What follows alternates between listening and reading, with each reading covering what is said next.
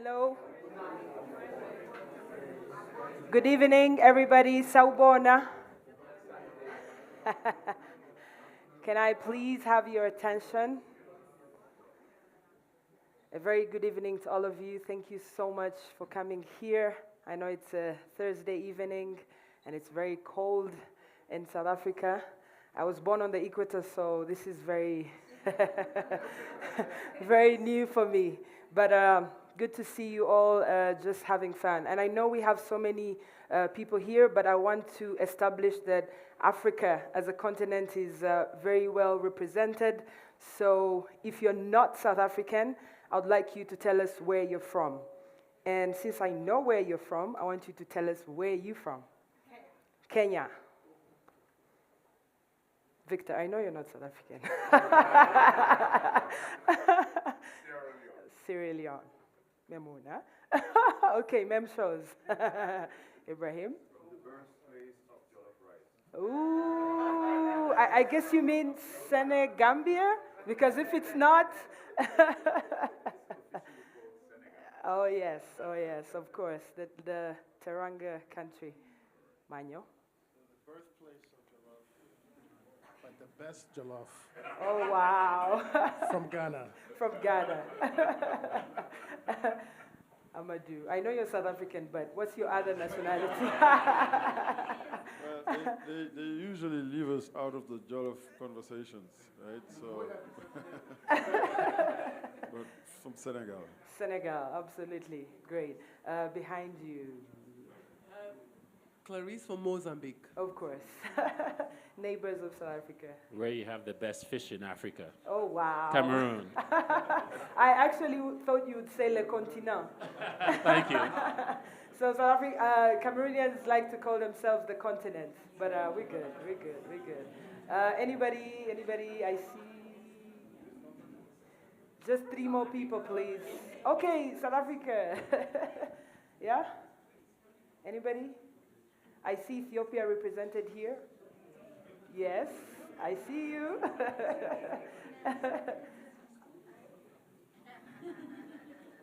Hi, I'm Yes. Pippa. I'm from Liberia. Liberia. And we actually have the Wow. best jollof rice. Oh, wow. Okay. Only country that wasn't. Anyway, it's fine. Anybody else who can shout what country they're from, please? Rwanda. Yes, the land of 1,000 hills. Eswatini. Eswatini. Love it. Tanzania. Tanzania. Ah, habari zako. Tanzania. Nzuri sana. Karibu. Yes, at the back, please. South Africa. Oh, yes. Yeah, that's it. Game over. Let's just get started. Okay, one more. Kenya. Karibu sana. All right. Okay. Cameroon? Ah, okay. Le Continent. Yeah, anybody else? Cape Verde. Come on, Emerlinda. Cabo Verde. Yeah, okay. So I guess we can start because this is really the continent represented from the west, from the north, from the south, from East Africa. I'm from Uganda. It's such a pleasure to be here and for you to, of course, be part of this. But to show us why we're here today, please focus on the screen. We're going to watch a short video that will introduce today's event. Thank you.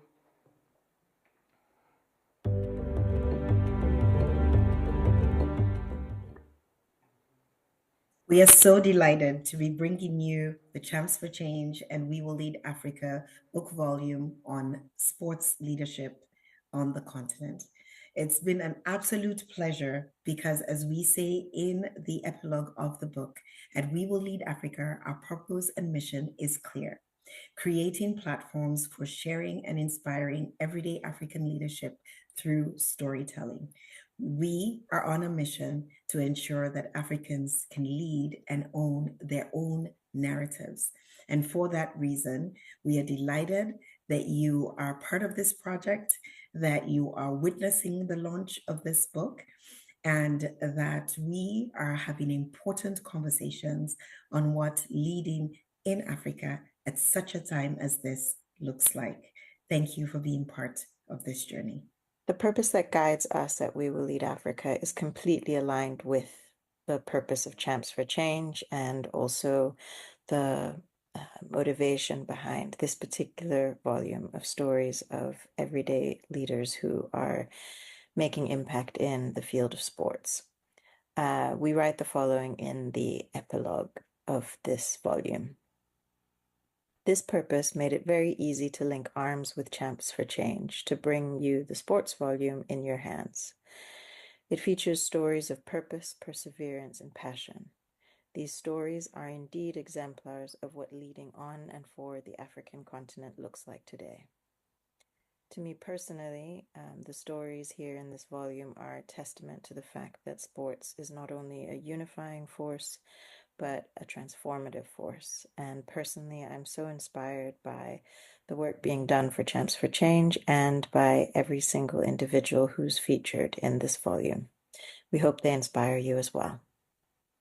Welcome once again, everyone, and what a wonderful evening it will be.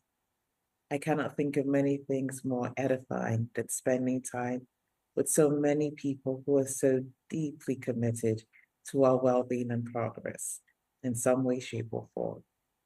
I speak, of course, of the incredible contributors whose stories of feats in the arena of sports will leave you surely inspired. But I also speak of Maimuna, Clarice, and Randy, whose vision has translated into this book you hold in your hands. I can't wait for you to dive in. And so, let me leave you now with our last few words from the contribution we made to this volume. We wrote, "We hope that the voices captured here inspire you to lead in your own sphere with purpose, perseverance, and passion, and to continue building the future of African sports and Africa itself." All righty. Let's give them another hand of applause, please. Well, I have the honor to introduce our next speaker for Fireside Chat, but I'm going to try and see how to introduce him. It's not easy. The CV, I could spend 5 hours trying to explain to all of you. Of course, he played the game of basketball, played college in the US, didn't make it to the NBA, but worked with the Dallas Mavericks as all the way from being a scout to vice president of international affairs before coming to Africa to start Seed Academy in 1998 in Chess in Senegal. And from that's how the NBA really started to think about the continent of Africa away from Hakeem Olajuwon, of course, Dikembe Mutombo, may his soul rest in peace, and now to the opening of the NBA Africa office here in South Africa. And while we are on that note, Cornelia, where's Cornelia? I saw you somewhere, first employee of NBA Africa. Yeah, but all the way, it's been 15 years, and what a full circle moment for us to be here for the first time in South Africa for the playoffs of the Basketball Africa League. And on that note, ladies and gentlemen, please welcome on stage the godfather of African basketball, Amadou Gallo Fall.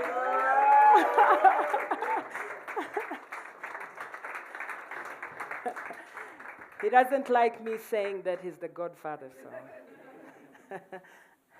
But we're live on TV, so he won't, do anything to me. So Amadou, we've spoken about, you being at the center of starting the NBA Africa office here 15 years ago, but look at us now. The crowds at the Sunbet Arena, all the events that have been happening on the sidelines, the BAL for her event, the coaches clinic, the referees clinic. Can you take us through how do you feel anyway? Well, just it's a whirlwind, I was telling Victor just that he's like, hey, off day, or maybe there was Acha also, but I feel like the off days are actually busier. There's so many things, and that's really the sign of growth. Those of you attended All-Star Weekend in the US, you know, you hop from event to event, you're really making appearances, and it is truly feeling like that. So that's really a testament to, you know, the incredible people, starting with employee number one. Please give her a round of applause again. Cornelia Semmelink. You know, I think you go to you know, look at these stories, right? You know, you cannot, you know, some of the best script writers, I don't think, could come up with some of these authentic stories, how they all started and what has evolved and now where we are today. But this is a culmination of, you know, an incredible journey. My colleague here, John Manuel Planche, who also moved here with me back in 2010 and now moved to Senegal with me, where the headquarters of the Basketball Africa League is. So, you know, it's incredible, but at the same time, incredibly exciting, just because, as I heard on the video, she talked about the transformative power of sport. That's what we really lean on in everything we do, that give us energy and seeing the impact. And thank you again, Maimuna, Clarice, and, you know, all the great people for this initiative, for reaching out and allowing us to be part of this. Having events like this all across Johannesburg, I came from 2 different ones already. I have 3 more, so to go. So that's, you know, that's exciting, and it's all. These are conversations that are all motivated by people who deeply care about the continent and who are looking for ways to just move the continent forward, you know, through different endeavors. And I see people from different parts of the continent, from other parts of the world, coming together to come and watch the game, but want to talk about other opportunities in the continent. So that's really what this league was always meant to be. You know, so yes, we're grateful, we are humbled, and thank you again for this opportunity. Thank you so much for talking about that. Of course, you've been, you know, a champion for change. And since we're here at the Candice Berman Gallery, please let's give a shout out to the hosts here. Just clap for them, please.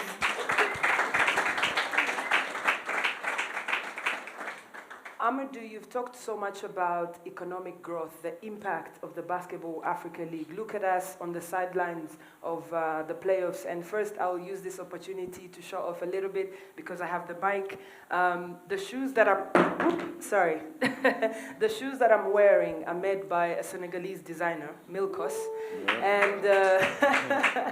And the most important thing is that half of the proceeds go to build a maternity ward in north of Senegal. So, yes. But Amadou, I want you to really talk about how the Basketball Africa League, how sports in general can drive economic growth, and not theoretically, but practically. Mm-hmm. Well, I would just pinpoint one particular partnership that we were fortunate to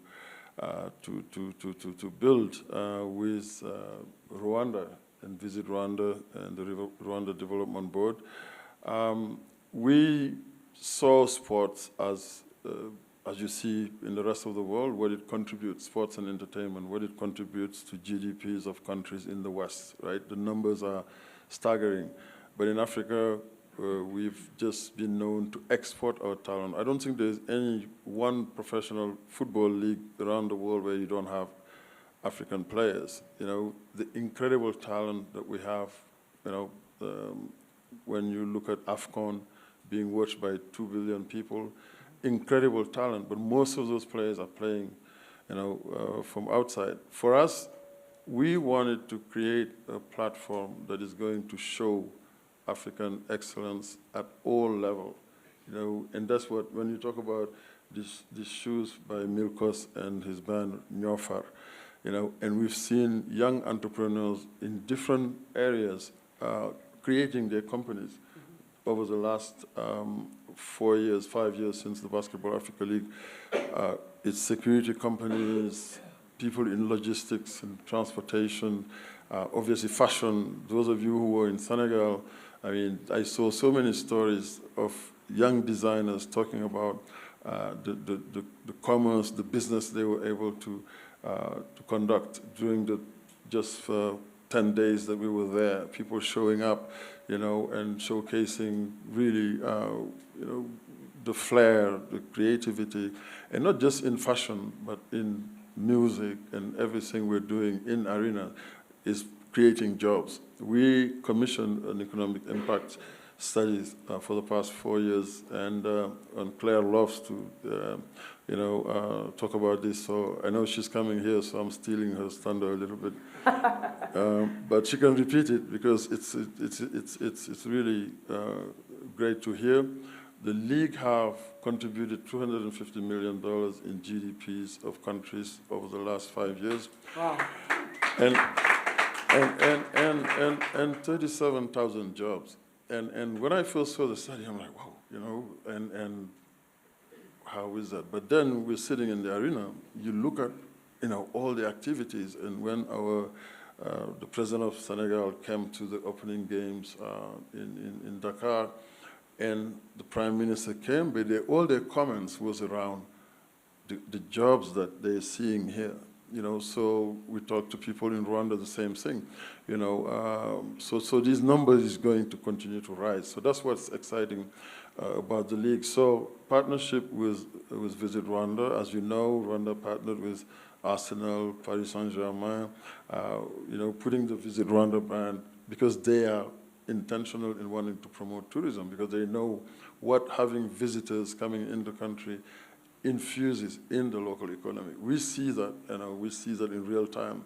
When I was in Senegal, in Morocco, where we started this year, or here, what we spend in the local economy, if we just, you know, multiply that by all the people visiting, you see real impact. You see now infrastructure being built, you know, or other countries wanting to build like the Bank of Kigali Arena or Dakar Arena because they see the impact it has. The Bank of Kigali Arena hosting close to 200 events in the year, and that is, you know, really commerce, that is trade, that's in different activities. So yes, we remain a professional basketball league, so make no mistake, we're going to continue to make sure that we have the best basketball product on the court. We're going to have the best African talent. We're going to have the best African talent on the court, young, ambitious, driven, and incredibly skilled. And this year in the draft coming up June 26th, there's a young man from South Sudan, Haman Malwach, who's going to be drafted in the top 10. He went here from the NBA Academy in Senegal to Duke University. He was in the Final Four playing against another young man who came from the academy, Ruben Chinolo from Nigeria. Ruben won with the University of Florida. And these guys are going in the NBA, and they were trained right here. So it's also about that complete pathway that's been created where young people can dream about playing the game and have access to playing the game and then make it in the pros through, like, you know, really this pathway that's been created, the enabling environment we have here.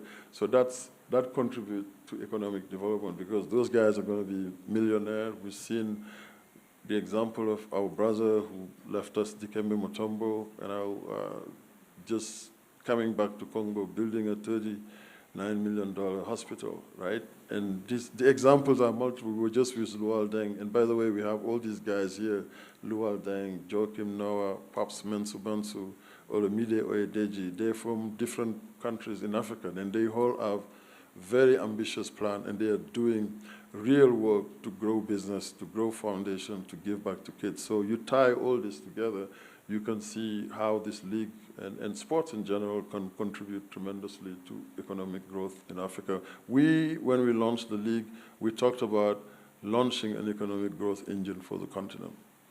Wow, thank you so much for that insight. And since we are here and he's talking about economic growth, I want to shout out to Sandra Kibokoti, who's one of the founders of Twende Sports, who own Nairobi City Thunder, first Kenyan team in the BAL, please, yes. So this is real proof, right? I'm very aware, and then great to see Sandra, and just don't want to get ahead of myself, but we are incredibly excited to have people like Sandra and Ibrahim and other people from all corners of Africa wanting to really find ways to create value around basketball by building enterprises. It's not just about, yes, for me, that's the least of our worries, finding good players, that's what we do, and we're going to create the enabling environment. But how do you connect all the dots to make sure that this economic growth engine that we talk about really comes alive across different geographies, different corners of the continent? So what they've done with the Nairobi City Thunder, for me, it's a incredible proof, and that's what the Cape Town Tigers did before, and we've seen other people that just, for me, awaken this sense that this is going to be unstoppable. Yeah, unstoppable. At least for the South Africans, you'll understand when I say Amandla. Away today. Okay, but Amadou, you've spoken so much about the BAL, and I know right from day one you spoke about it being a global league. And by the way, congratulations on Senegal becoming the first African team to beat England.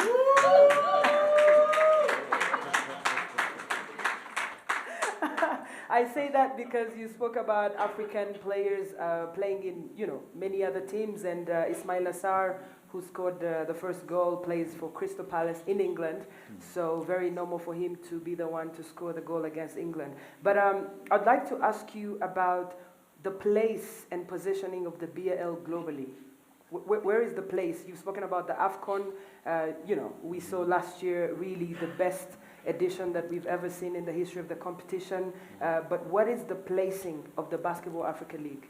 Well, in a very short period of time, the league have now become part of the global sporting calendar. People actually, you go and Google, they will, talk about the league and the dates, and people are making plans, to come to the games. People are following. I mean, this year we, really surpassed all records in terms of attendance, and even our YouTube channel, the number of views. This game yesterday or 2 days ago, I mean, almost 200,000 views in YouTube. The previous record was the game between MBB and APR in Rwanda. There was 170,000, and the previous record was last year, 120,000 views. So these things, are really, continuing to give us motivation to feel, emboldened, because we have huge ambition with the league. For me, it's about becoming one of the absolute best professional basketball league in the world, outside of the NBA. I need to say that probably, but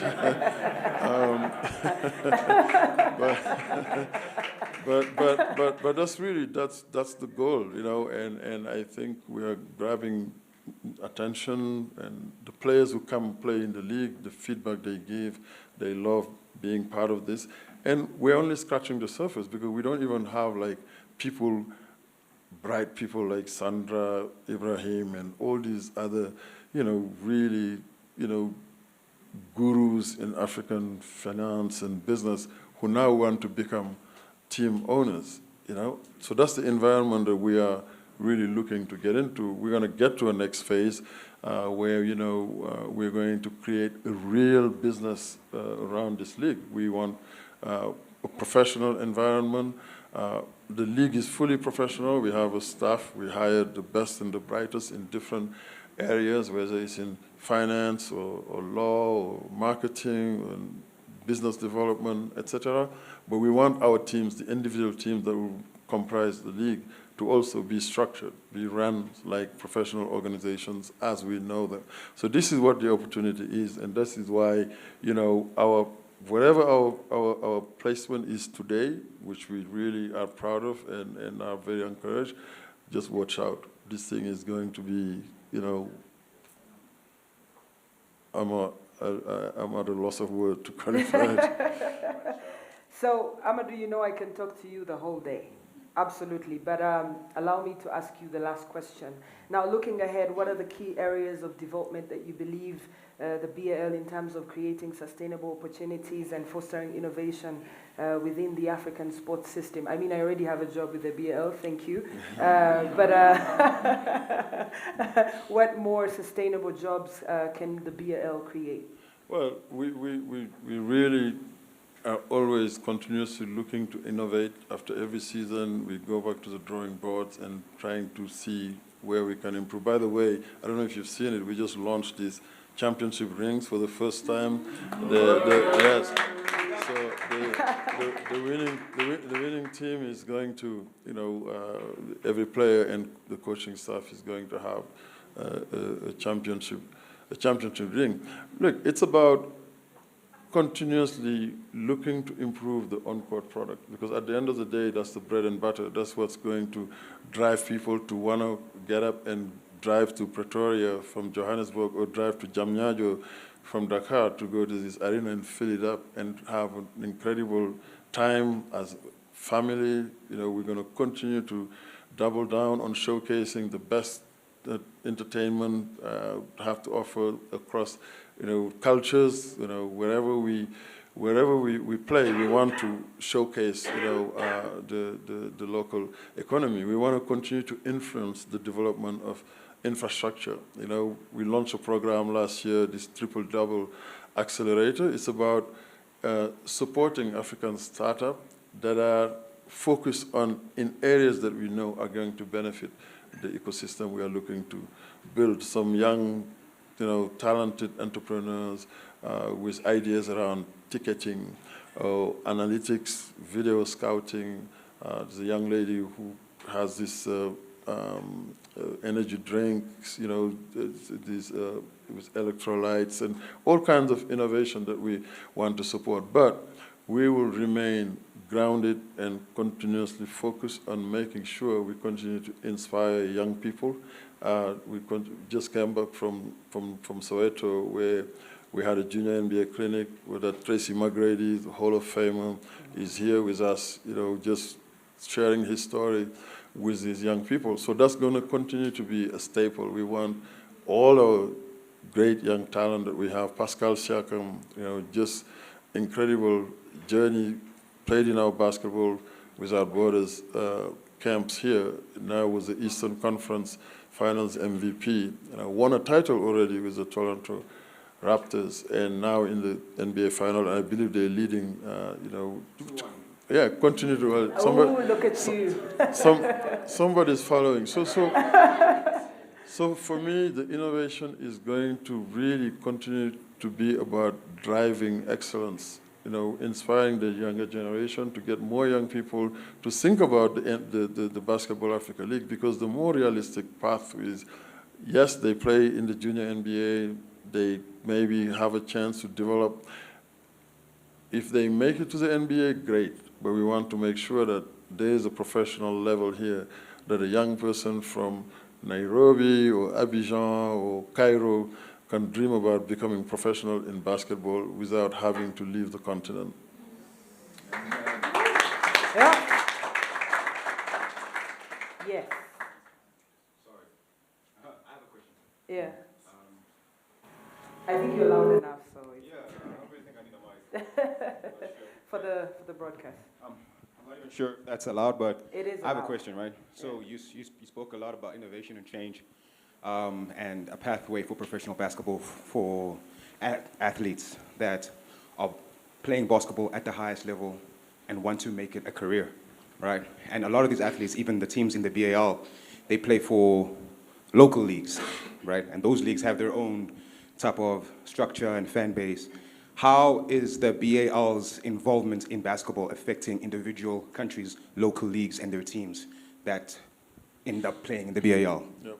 To give you an example, this year we've had a record 6 new teams playing in the BAL. For me, that's a sign of in every country, more teams becoming competitive, more teams investing for a chance to win their local league, because you have to win your local league in order to participate in the Basketball Africa League. We are a Champions League. So we see that the impact is real. You know, you see it in Senegal. I mean, Kenya, right? You have a team for the first time from Kenya, which is a big, important market, right? Being a hub in East Africa, it's a big population, and there's talent there, right? So having those 6 new teams show that the impact the league is having, and also the BAL is a partnership between FIBA and the NBA. So we work also to improve, you know, the administration of the game. You know, this is going to be the next phase, and also to build capacity across the ecosystem. We have referee clinics we are organizing throughout the course of the year, coaches clinics we are organizing all across Africa throughout the course of the year, not just during BAL season. And in the summer, we take a group of young coaches from across Africa to give them an opportunity to do internship in the summer league in Las Vegas, where they are embedded into NBA teams. They're learning, you know, best practices, and they're coming back. And I see coaches who coached from year 1 in the BAL, and I see the growth every year. So those players that you talk about, as much as we are looking to develop the talent on the court, but also we have programs that are designed to really recruit young talent off the court. We have a program called Future Pros, right, where we, you know, post it, and young people from all over Africa and the African diaspora apply. And the first season, I think we recruited 12, but there's so much demand, and also the CVs we get and the people that we have, we bring them in to intern for a year in different departments. They're in marketing, they're in basketball operations, they could be in content and business development, etc. It's a very fertile ground for us right now, because when they come in, almost half of them we end up retaining as full-time employees.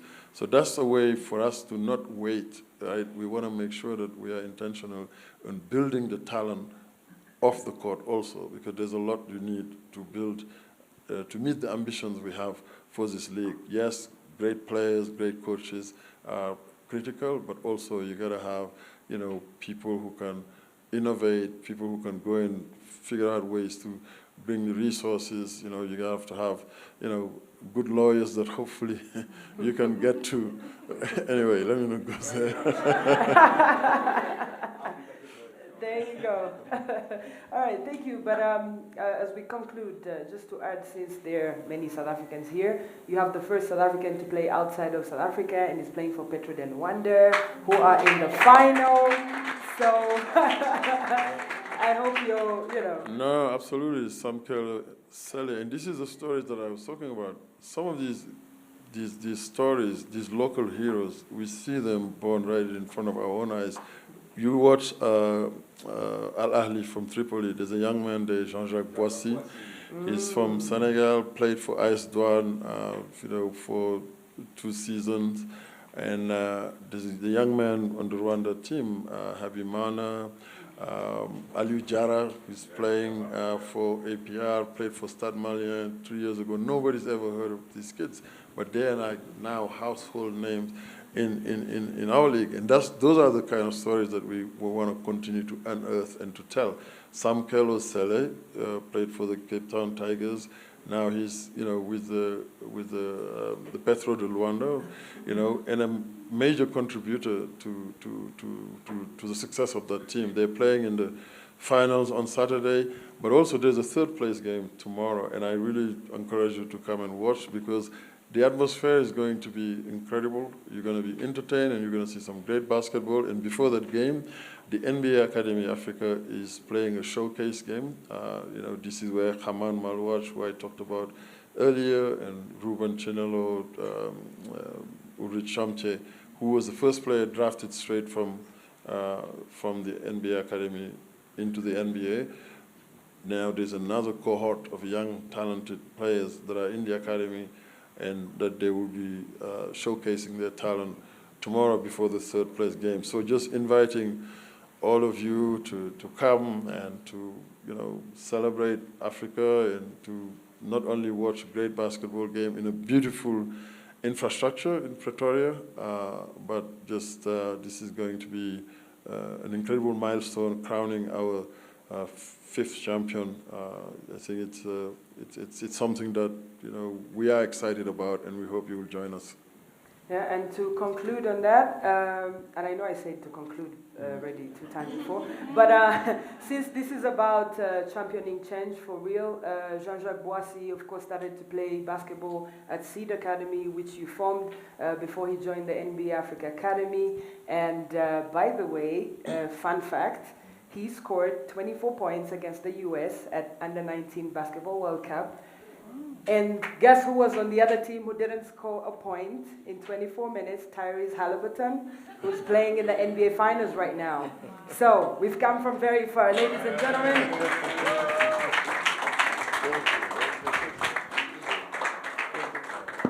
Thank you, Amadou. All right. I hope I impressed you with my knowledge, guys. Thank you. Our next speaker, her name in Swahili is Angel. Sandra, what is Angel in Swahili? Great. Our next speaker is Malaika Kumalo. Please.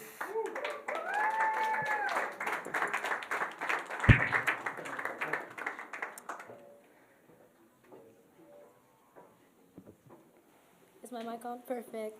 Good evening, everyone. Thank you so much for being here. Thank you for everybody making this possible, for Champs for Change, and for We Will Lead Africa. My name is Malaika Kumalo, and I just graduated from the University of North Carolina at Chapel Hill and Duke University, where I did exercise and sports science and economics. I'm extremely passionate about sports and youth in sports. My degrees were done with the aim of possibly working in emerging markets and doing investment and strategy. I had the opportunity to work with 2 world-class Division I programs in strategy, recruiting, and operations. And it's for these reasons that I am passionate and excited to lead this panel. Today we'll be talking about the future of sports through the youth's eyes. And I won't be alone. I am joined by 3 amazing panelists. The first panelist that we have is Jabu Mtoa. Jabu is an IOC young leader and the founder of Ithuba Lethu, a sports hub, which is a youth-led non-profit that tackles youth unemployment.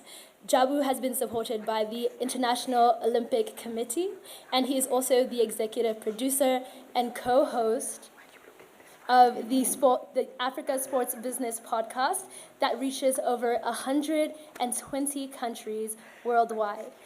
Jabu has gained in-person experience at major international events such as the Paris Olympics and the Betway SA Under-20. Jabu is a passionate advocate for the power of sports to drive change in the youth. He holds a degree in international relations from University of Witwatersrand, and he is currently pursuing his LLB. Can we welcome Jabu to the stage?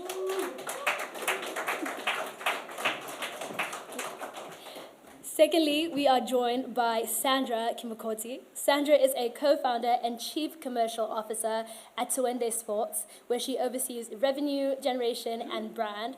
Prior to Twende Sports, she was an associate partner at Axim, providing strategy advisory services to clients in the private, public, and philanthropic spaces.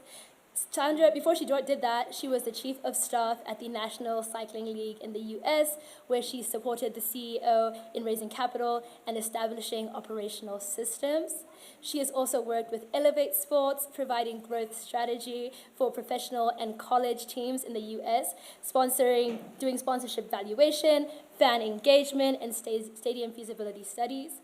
Sandra is also a former professional rugby player. She played for the Kenya Lionesses, the national women's team of Kenya. She has her master's in sports from New York University and her bachelor's in biology from Brown University. Please help me welcome Sandra Kimakoti.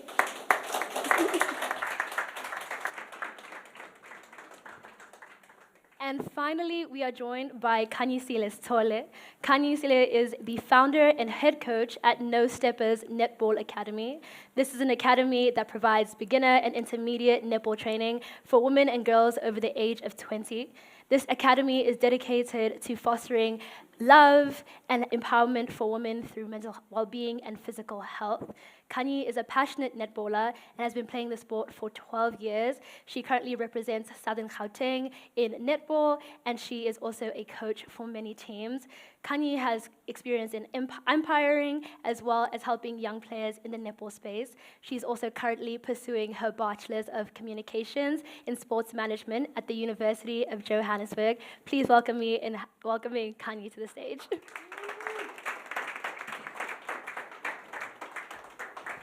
So as you guys can see, we have 3 amazing panelists on this stage. And I read their bios, and they're very impressive, but I would love to hear from each of the panelists what their journey has been to getting here, the challenges that they face in becoming youth in this sports industry, as well as the opportunities that they had because of their unique experience as youth. And so we're going to start from Jabu and then lead on that way. Well, I suppose my introduction to the sports industry started with initiative, which I think is an important trait for any young person. I come from the school of Chinezi Chijioke, which many of you might know because he's very good friends with Fred Swanika. Fred Swanika has founded the African Leadership University. And at Nova Pioneer, which is Chinezi's company, I learned a lot about servant leadership, but most importantly, taking initiative in your own education, and in a wider sense, taking initiative in your life. So in 2023, I started a football club with a friend of mine, where I learned quite a lot about the inner goings of a professional football club, where I learned a lot about leadership, which is another important trait.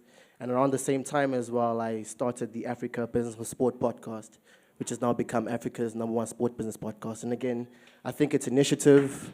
Thank you.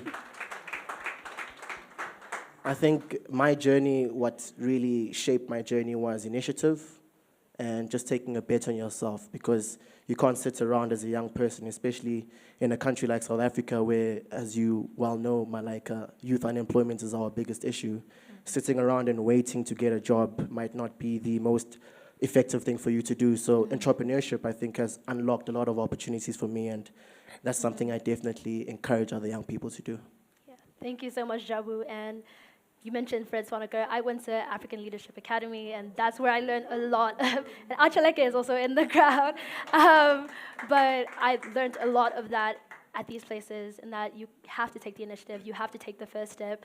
And having people who are in this room who are pouring into the youth, who are allowing us to visualize what we want to see, and us taking the initiative, taking the next step, is really beautiful.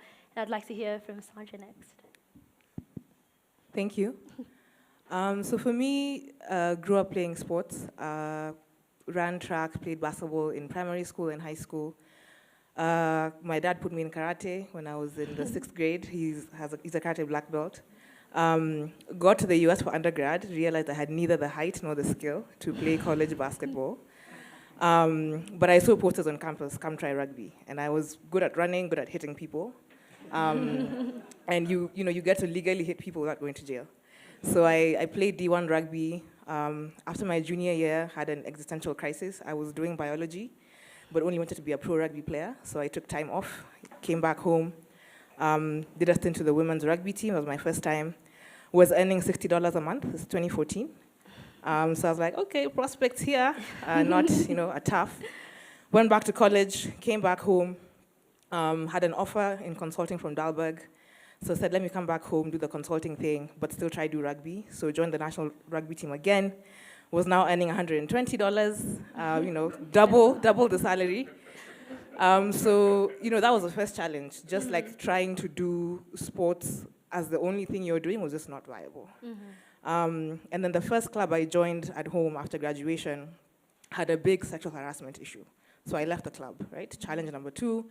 I wrote an article about it, got published in an online rugby magazine in Kenya, became blacklisted in the local rugby community because, it happens.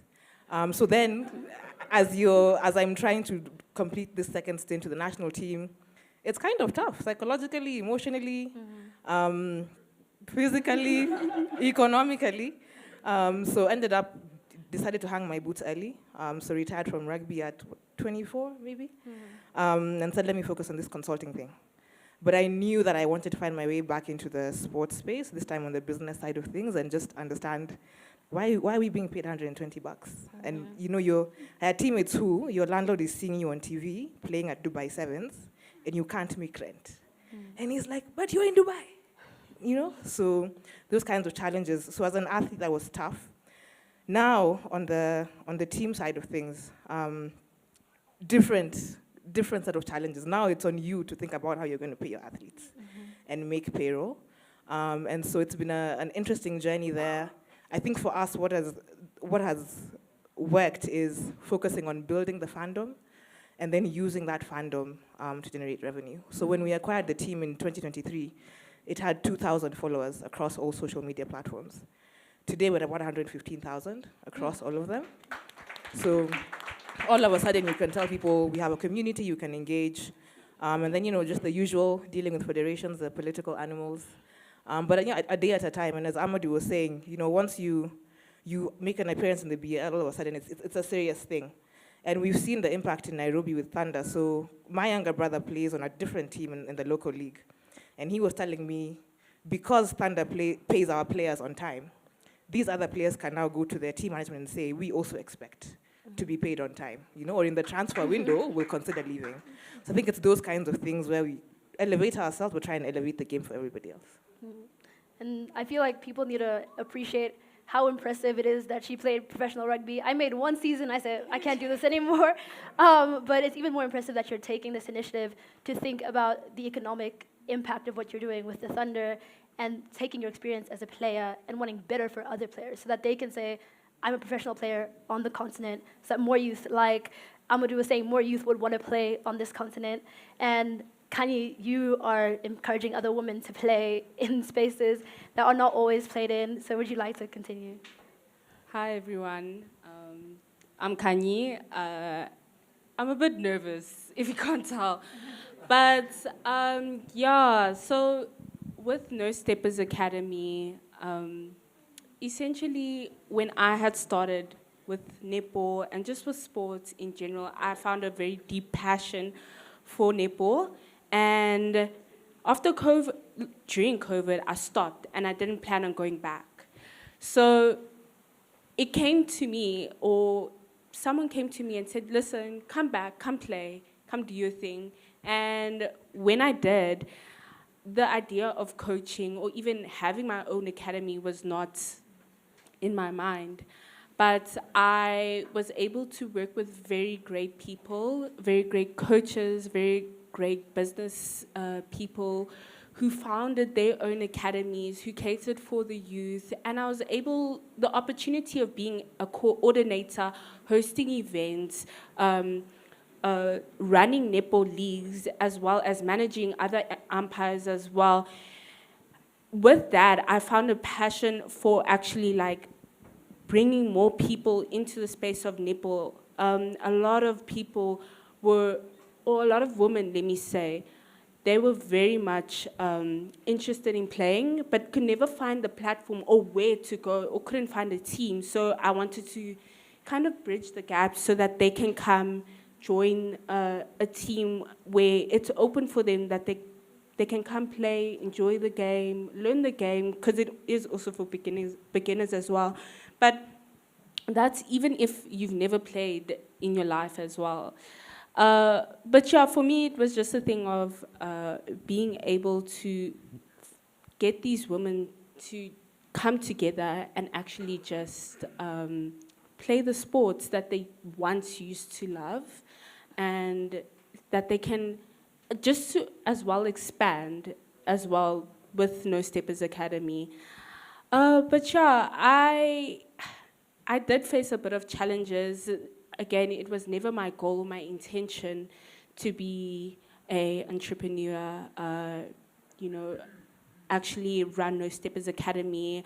I started off with aviation. I was training to be a pilot 2 years after high school. I didn't have the greatest experience, unfortunately. I would have loved to be a pilot, but some things don't work out. But with that, my safe space always fell back on netball. And with that, and being able to coach and train different ladies from all over Gauteng, it was so empowering, and I loved it. So when No Steppers came to mind, I was like, you know what, let me just go for it. Let me just try it out, see how it goes. It is fairly new, not as impressive as Sandra and Jabu, but I mean, I think, we'll get there. So yeah, I'm excited to see where it might take us. Thank you. And everything starts somewhere. Like everything, like Jabu and Sandra and Kanye, everybody had a day one. And your day one is going to be so exciting to look back on when you're at your day 100 and you're having your BAL. But we have a couple of questions in terms of how you guys feel you've connected across generations through youth sports. And I'd like to ask that to Jabu and Kanye, how you feel like you've been able to connect across generations through sports. I think from my perspective, it would be through a media platform, which is my podcast, where our listeners span from people from the ages of 17, 18, all the way to people over their 60s. So I think it shows not only that sport is one of, if not the best unifiers in the world, but more importantly, in my context with running or co-hosting a sport business podcast, is the interest from so many different groups of people in the business of sport in Africa, which is something I feel has been underserved within Africa. I think when you think of sport business as a concept, the immediate thought that comes to your mind is the US. And, it took people like, the BAL, people like Victor Williams becoming the CEO of BAL to really highlight the business opportunity of sport within Africa, which I think through my podcast, I've only just happened to show that and demonstrate that to even more people across the continent. So I suppose through my media platform, I think that would be the primary vehicle in which I've been able to connect with people from all across different generations. Okay, perfect. And Kanye, would you like to go ahead? Being able to coach all the way from 8-year-olds to over 40-year-olds, that was my best way to connect with the younger generation, in between as well as the older generation. You just find, you can see, especially with the young ones, the love for the sports they have, and you want to grow that and nurture that and make sure they're in the right hands as well. That when they do grow up or when they do get older, it's not a thing of they feel like there's favoritism in certain sports and they feel, I don't know, but with netball, it's very funny. A lot of the time in social media, a lot of people say stuff like they stopped because they had very bad coaches. There was favoritism in the sports. And I essentially do not want to see that. So I'm trying to, again, try build a space where it's safe for them to come and explore the sports and actually, just grow and nurture it as well. So, yeah, being able to see them when they're very young, it's amazing. And then especially when they're older and it's like they found a deep new passion for it again and it's like they discover a whole different person. So, yeah, that's where I was able to discover like the different generations. Yeah, essentially, it's very cool to see, especially the older they get. It's like they find something new to them. They find their passion again, which is so cool to see. Thank you. And we're running out of time, so I'm going to ask our last question to Sandra. What would you say to the decision makers and the people who are at the helm of this industry? What would your message be to them? So maybe I'll focus on, let's say, policymakers. If you're a government and you're looking at, let's say, agriculture and how you improve agriculture, you would never say, If we can feed 1,000 people really well, we'll have done our job, right? And so sometimes with sports, we look at it like that. We think, if we can export, 10, 15 players from this country, or if we can make it to the AFCON finals, or if we can win a couple of Olympic medals, we'll have done well. And so we don't think of sports as a sector that's deserving of strategic thinking. So somebody once asked me, "Oh, you're so smart. Why do you work in sports?" And I was like, "Who's supposed to work in sports?" So I think there's a need to actually be quite strategic at a policy level and ask ourselves, for example, for Kenya, what's our national philosophy behind sports? Are we okay with just a couple of gold medals in the Olympics? Is it a lifestyle thing for us? Do we want a healthy population? So I think that's one question. That's, think about the whole population. Second thing I would say is sports is an equity and a justice issue. If you think about the cities you live in Africa, are they walkable? Can your kids cycle? Not just your neighborhood, the neighborhoods you don't go to regularly. Can they walk? Can they cycle? When we think about facilities, we often think about, we need like a 10,000 person arena. For me, what I actually think we need is, in every neighborhood, a space where 2,000 people can gather. There's a basketball court, a swimming pool, a track, you can walk. Because then you embed it in the community, people are healthy, people can feel like they're part of the sports ecosystem. So then they actually get invested in the commercials of it. They'll take their kids to games, they'll enroll in soccer competitions and things like that. So I think we also need to think about the equity aspect of sports. And then lastly, as we think about economic opportunities, in Kenya, government is the largest employer, right? But ideally, government should facilitate private sector to create jobs. And the way to do that in sports is, one, think through what's the legal framework that allows private capital to realize maximum return in this industry. In many African countries, even the way a sports entity is registered can actually discourage private investment. And so you have to go through many legal workarounds to own a sports team. So there's a legal framework element, and thinking through what kinds of incentives can we provide to capital to actually take this sector seriously. Is it consensus on land if we want infrastructure done? Is it saying, okay, if you're going to create certain number of jobs, we'll ensure that the tax from the betting farm is actually going to sports entities? So I would say that sports has massive potential, but we need to start holding policymakers accountable for the sports sector the same way we do for education, for agriculture, etc.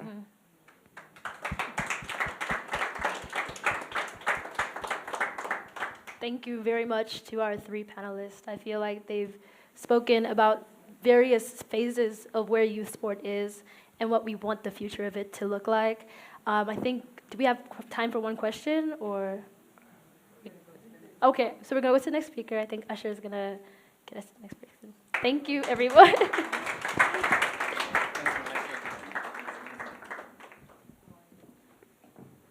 Thank you so much, Angel Malaika Kumalo, Ngiyabonga.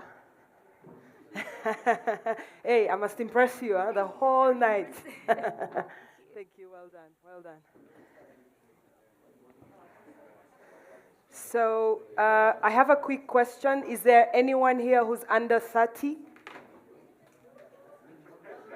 Yo, you guys.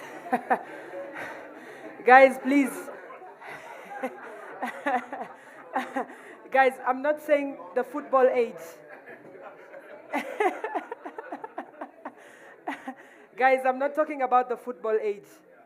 The real age. No, guys.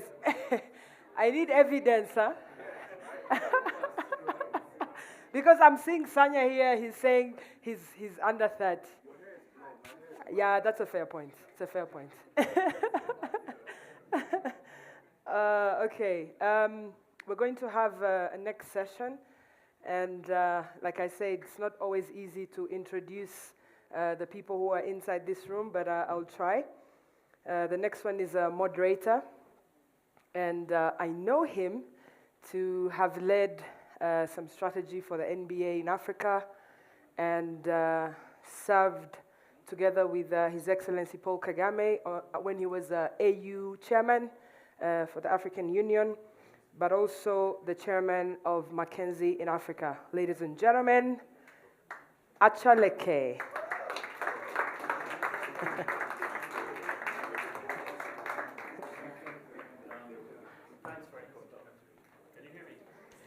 Is it working? Okay. Yes, actually, in the meantime, you can remove this tag respectfully. Oh, sorry. You know who I am. Thank you. We know who you are. Look, we thought we'll go straight into the next session. So let me just invite my panelists to join us. I will not go through the lofty CVs in the interest of time. But John Manyo Plange, who's the head of strategy and operations for the BAL. Ibrahim Sanya, executive chairman of Silverbacks Holdings. And Usha herself. There you go. Now she's a panelist, so let's see how she behaves as a panelist. She's the FIFA Media Relations for Africa. So all three panelists actually contributed to the book, right? And so, yeah, we can clap for that. We can clap for that. That's okay.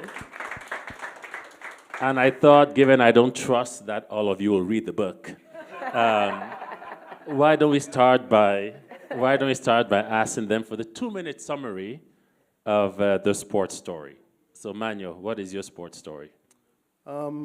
Thank you once again for inviting me here. Thank you for Champs for Change and Mamuna for including me in this incredible project. My sports story is one that started essentially by accident. When I was in university, I was on my way to being an engineer. And after 3.5 years, decided, as somebody said, had an existential crisis and decided engineering was not my my future. I withdrew, came back, and did political science because I had dreams of working for the UN.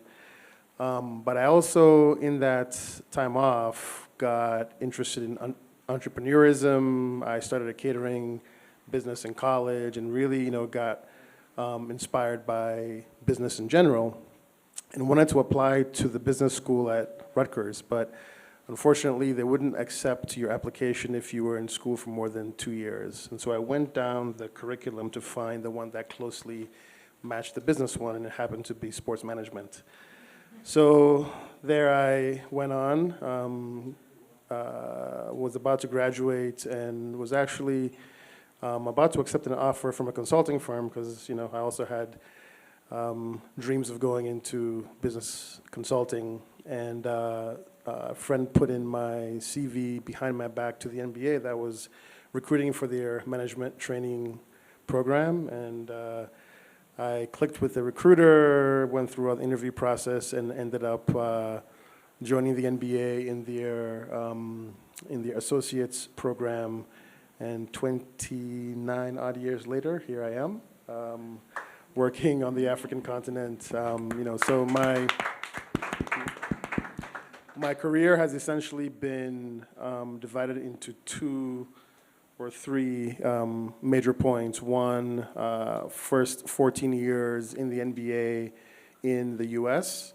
And that was punctuated by, I'm not one to stay in one place and do one thing. I get bored very easily. So every 2 to 3 years, I would move around throughout the NBA, helping to launch the G League, working in lots of different departments. But for me, the why was always very important. And so right from the beginning, I knew the goal was to help the NBA expand into Africa. And my goal was to return to the continent and work on the continent. And so then 14 years later, as we were looking to expand onto the continent, Amadou was hired, and then I was hired on the business side, and together we have launched NBA Africa, built the business, launched the BAL, built that, and now we're in season 5. That's my sports. Wow.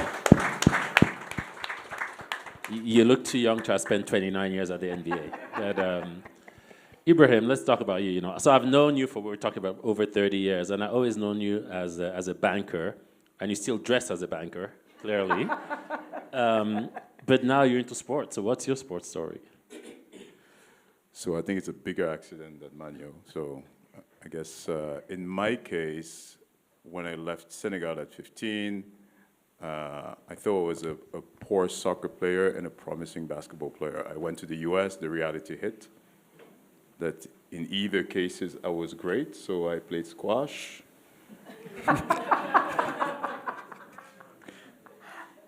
But then in 1999, something salient happened. I watched very closely the story of a gentleman that many of us know now called Mark Cuban. He sold his company broadcast.com to Yahoo. All his peers were buying, after making the money, were buying more technology companies.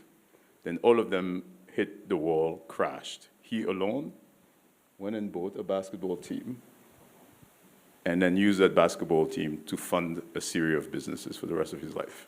So that story marked my mind permanently because I was like, there's a revenge. I couldn't be a great basketball player. At some point, I will own a basketball team. This was obviously over a couple of decades ago. Then afterwards, you started advising the NBA. Amadou is an old friend. My previous job were helping them on the capital raise.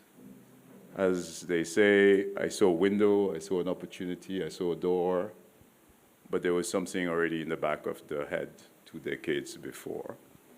And, but what a lot of people don't know is that sports, beyond the excitement it has on the floor, it has on entertainment, it is probably the most powerful industry in the world.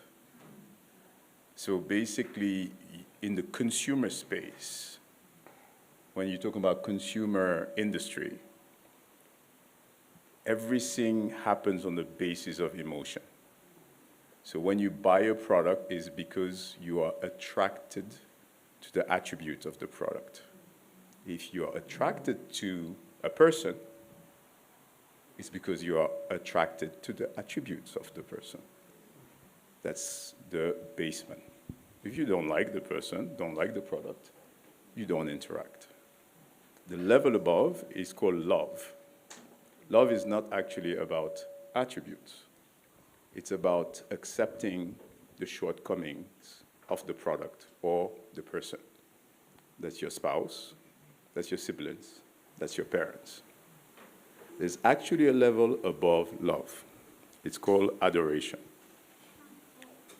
And at adoration, there's only religion, luxury, and sports. Facts. And what's powerful about those three, it has nothing to do about the attributes or the limitation. It's about how you self-identify to that product or to that thing. That's why in any religion, your religion will do something absolutely wrong and you will defend it because you are married to yourself. You will divorce a wife or a husband, you will not divorce a team or a religion. That's called stickiness, and there's money there. I love it. The banker in him, the banker in him. All right, we'll come back to that. Osho, let's talk about you. You have you wear multiple hats, right? So I'm trying to figure out, tell us about your sports stories. Yeah, that's a good question. And by the way, talking about that very huge, suffering Manchester United fan, but we're in there, we're hustling. But yes, you know. Amandla. Okay, so I played, you know, again, I think I'm always defined by multiple. I did track and field, and inside track and field did short distance, so 100 meters, 200 meters, 3,000 meters.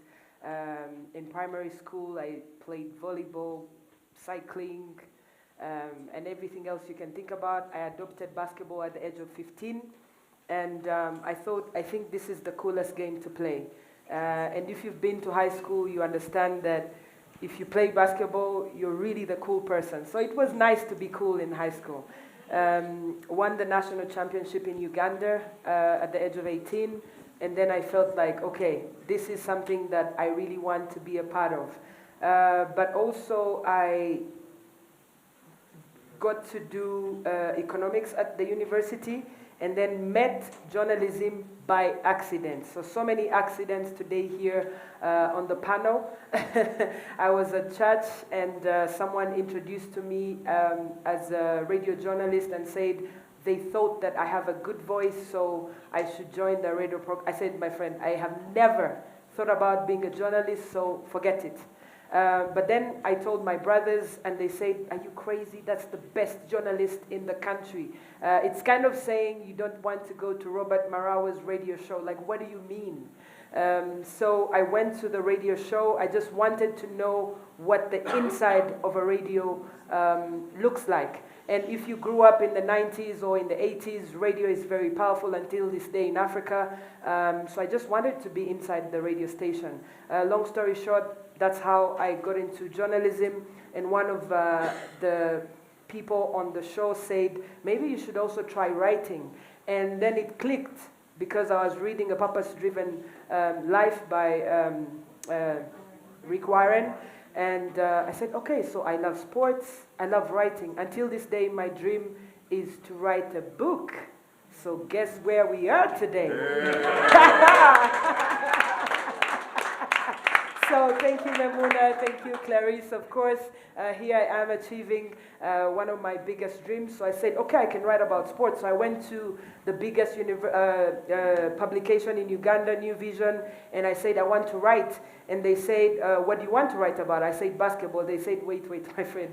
We have so many people writing about basketball, so think about something else. Of course, I couldn't do the football or soccer because that's like 20 journalists. So I took up university sports, because I was the captain of Makerere University, and I said, I think that's an easy one. And we had inter-university games happening, so I took up writing about university sports. Now, about 2 years later, there was a partnership between the International Sports Press Association. I think engineers and bankers have an association, so we do have an association as well, guys. So they had a program for young reporters, in partnership with FISU, which is the International Federation for University Sports, and they were looking for 2 people from every continent across the world. So I was selected with the Senegalese girl, Sene Diakonda, and we went to the World University Games in China.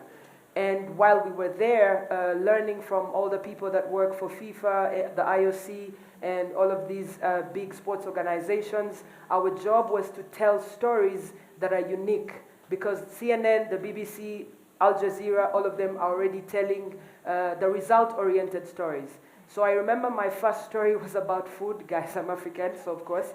The dining hall had 6,000 dishes, and one section had Africa and the Caribbean, because if you're African, what is African food? Of course, that's like 1 million dishes that are there. You know, then there was Asian food. So I felt that this was very interesting to find that as a Kenyan runner, by the way, there was a Kenyan chef who was making ugali, which is pap in South Africa. And I felt that if I tell the story of a Kenyan runner, an Ethiopian runner who's eating injera in an international competition, that this is something that is very unique.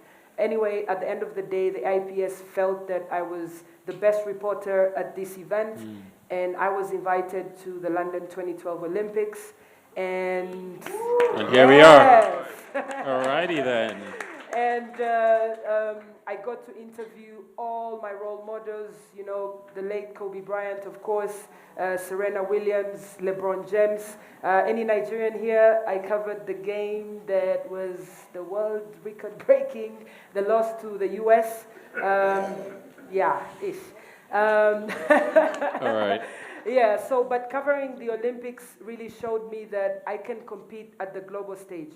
And the one thing that I want to say about the World University Games, Acha, is that watching sports at that level actually made me understand that I didn't have the resources to continue my basketball playing career. Gotcha. Because I know Kim Buhuni doesn't agree with me, but I remember this. Team USA, as far as I'm concerned, sent a team from Nike to look at the quality of the court so they could make shoes for Team USA. I said, how am I supposed to compete with these people? End of conversation, but I can compete globally as a journalist. And that's when I really started to embrace telling our stories, telling African stories on a global stage. And it opened up opportunities for me, as you know, to work with all these organizations, Al Jazeera, BBC, CNN, Sky Sports. And I use those opportunities to also open up information to the rest of the world. Wow.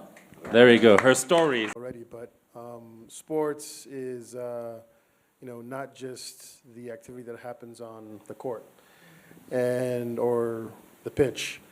And, those of us that have grown up on the continent, I was born and raised in Ghana. If I told my parents that my dream was to work in sports, they would lash me, laugh at me, and tell me to go do law, engineering, or medicine.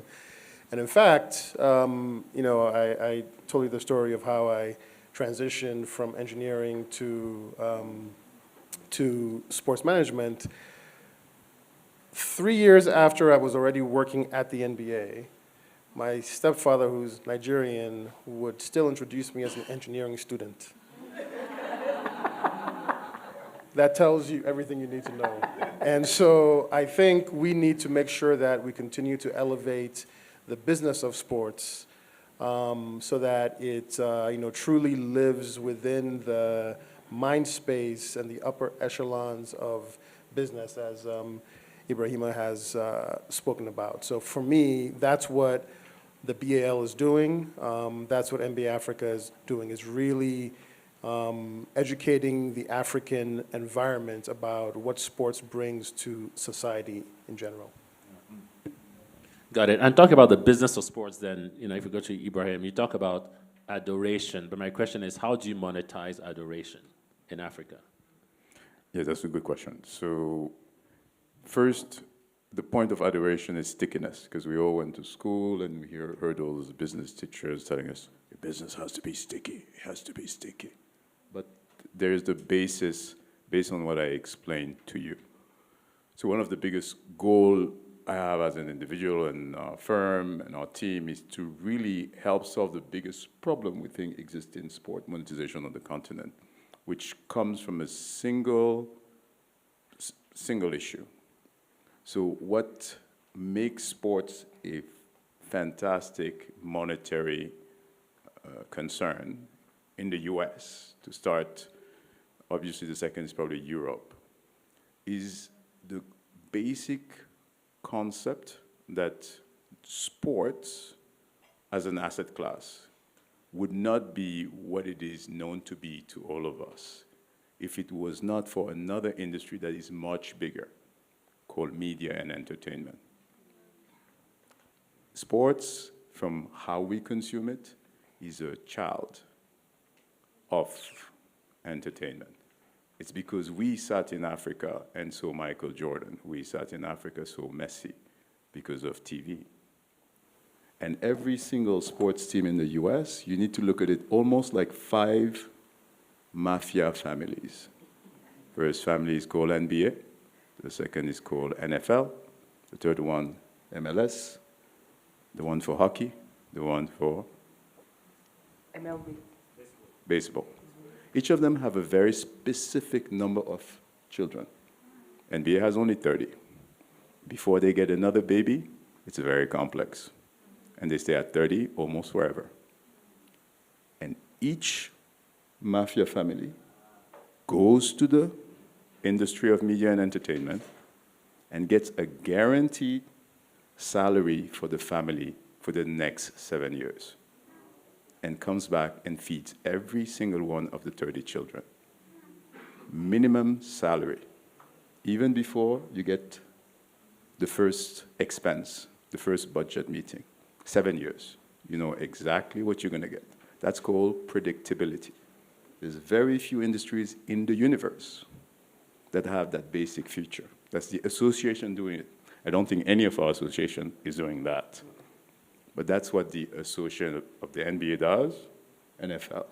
So that's the base. That's like You going into real estate, getting buildings, 60% filled.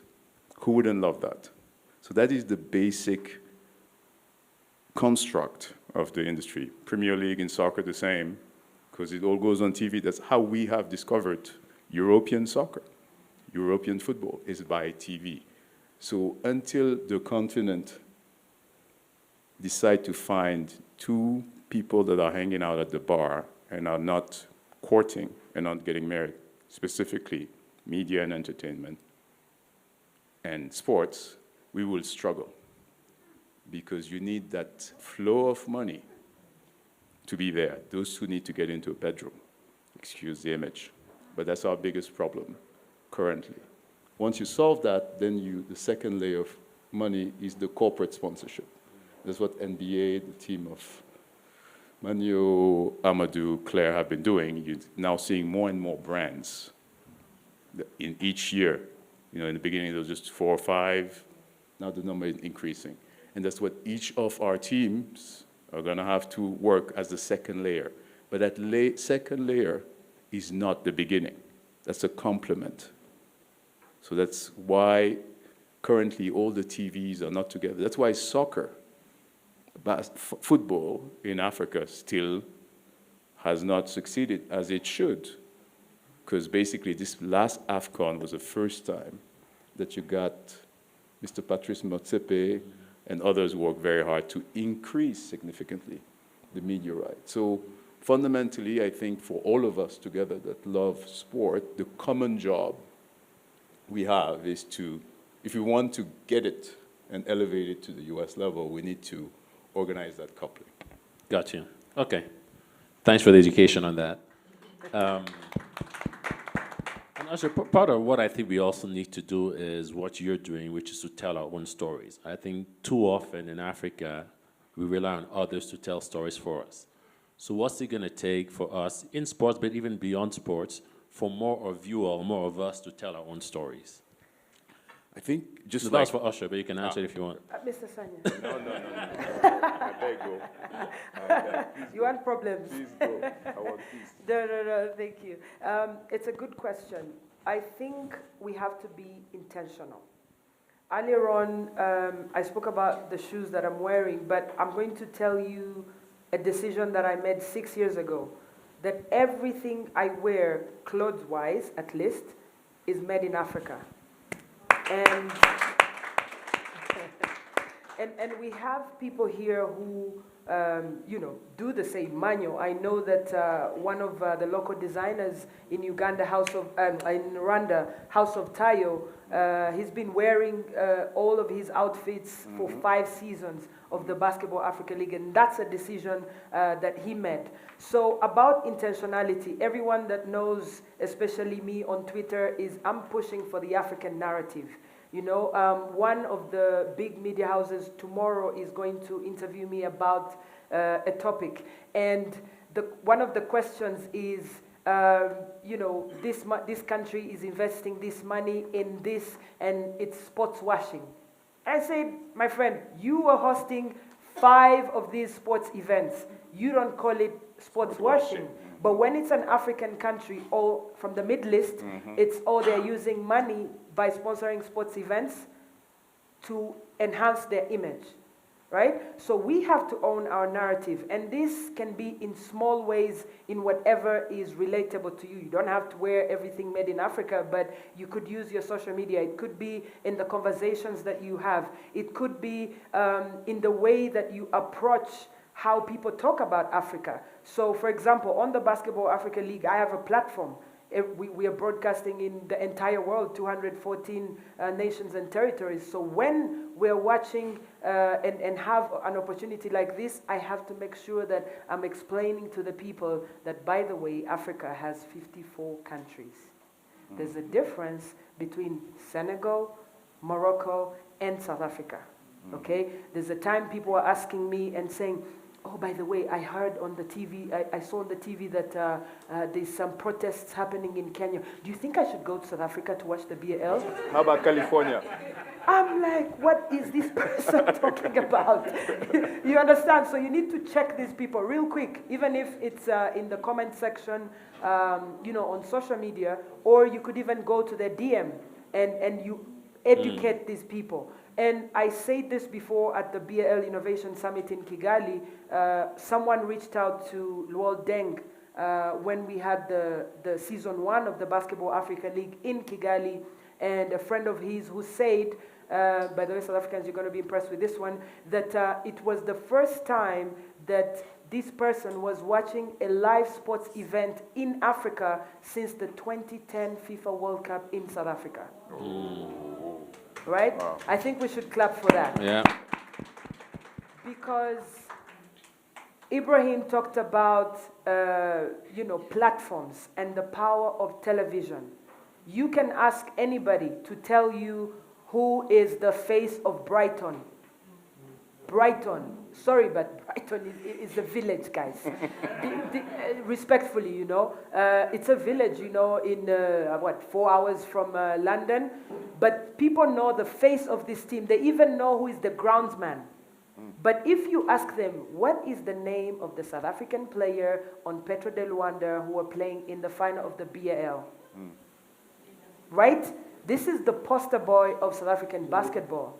We need to make sure that his face is there. And Archer, I'm going to use this as my last story because I really like for us to have context. In 2019, Sasol, do we all know Sasol? Yes.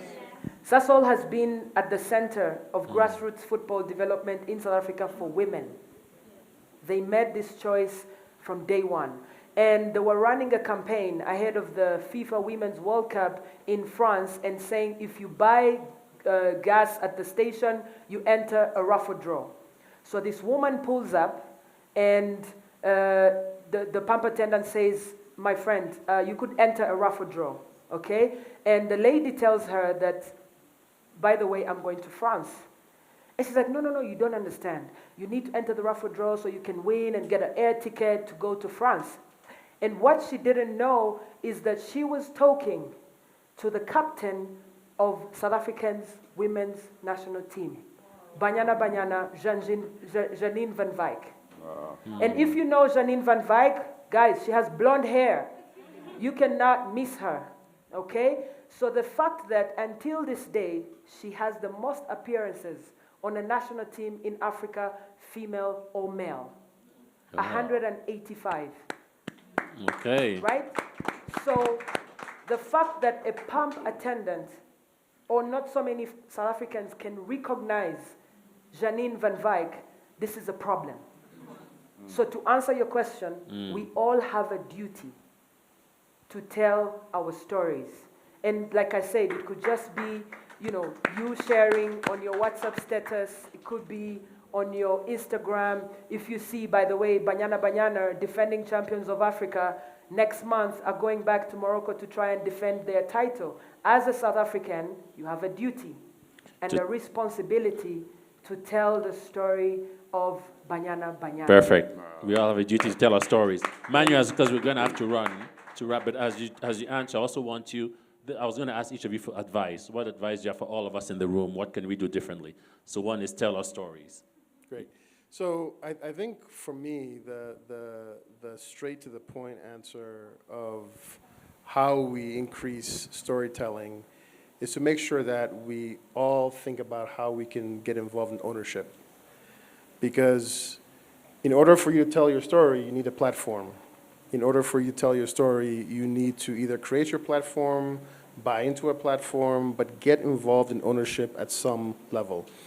And that was a critical thing for us when we first launched NBA Africa, and we built the business and got it to a point where we could convince the NBA that it was critical that in order for it to take off, we needed to have local African ownership.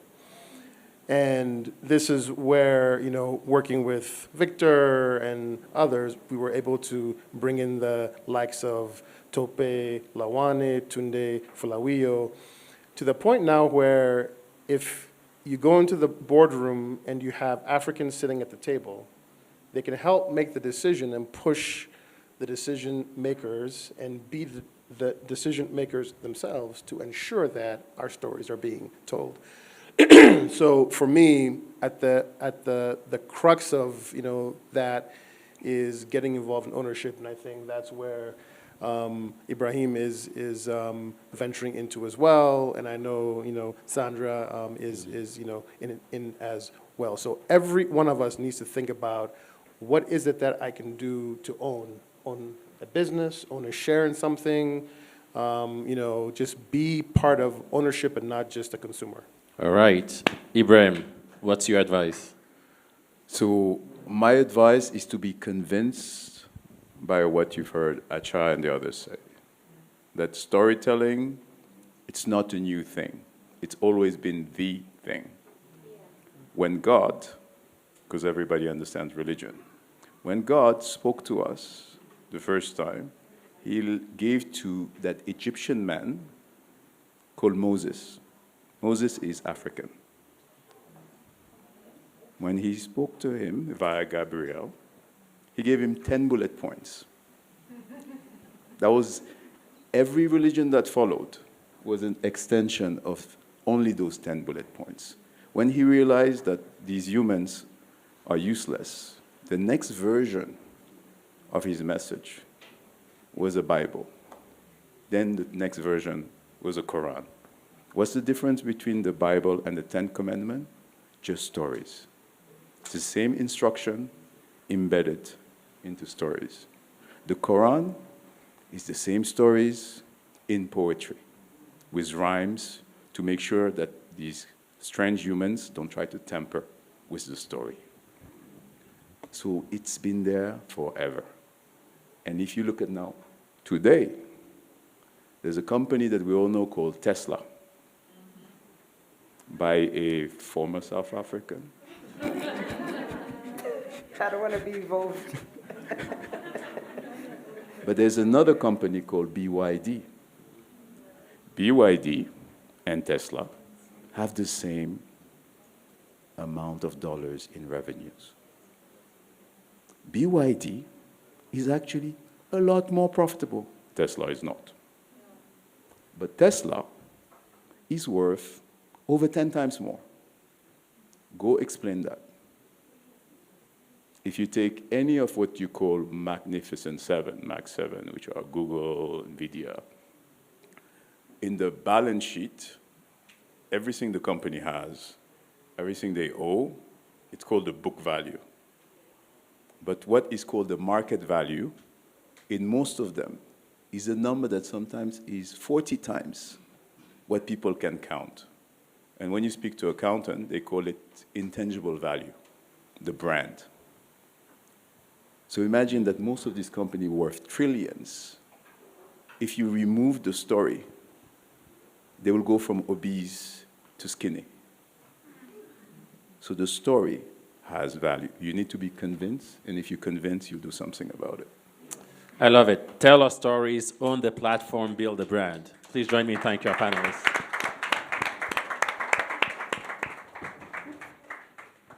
Thank you so much, gentlemen. Now I can go back to my day job. Thank you, Maya. Oh, yes. Okay, he wants a picture. He wants a picture. Yes, yes, please, please. I must be seen to be with cool people.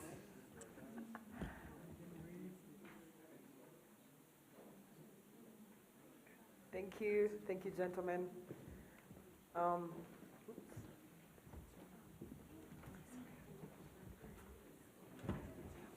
Since there was a banker on the stage, he's not the only banker in this room. Can I see some bankers here? What? No, Teta. Okay. By the way, Teta is BAL's lead in Rwanda, so please wave to the people. Woo! Yeah, so there's just two bankers. Running club? Yes. Okay, so you know what? You're going to introduce our next speaker, please.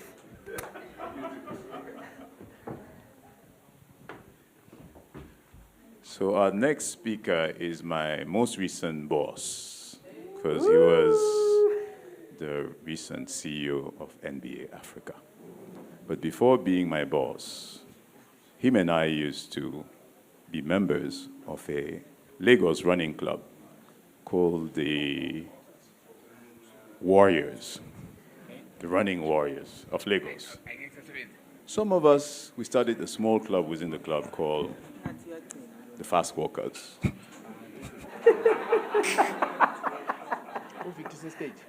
This was not the intro I was expecting.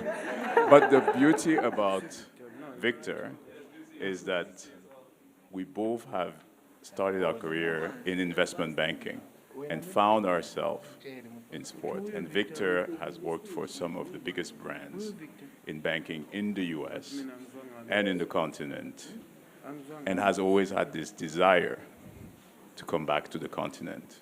If you get a chance to read the pages about his story, you will see that stubborn desire to leave the US, even when he was making the mega dollars. And that base passion is what continues to animate his fire, his desire. And with this, I get the great honor to welcome my brother Victor here.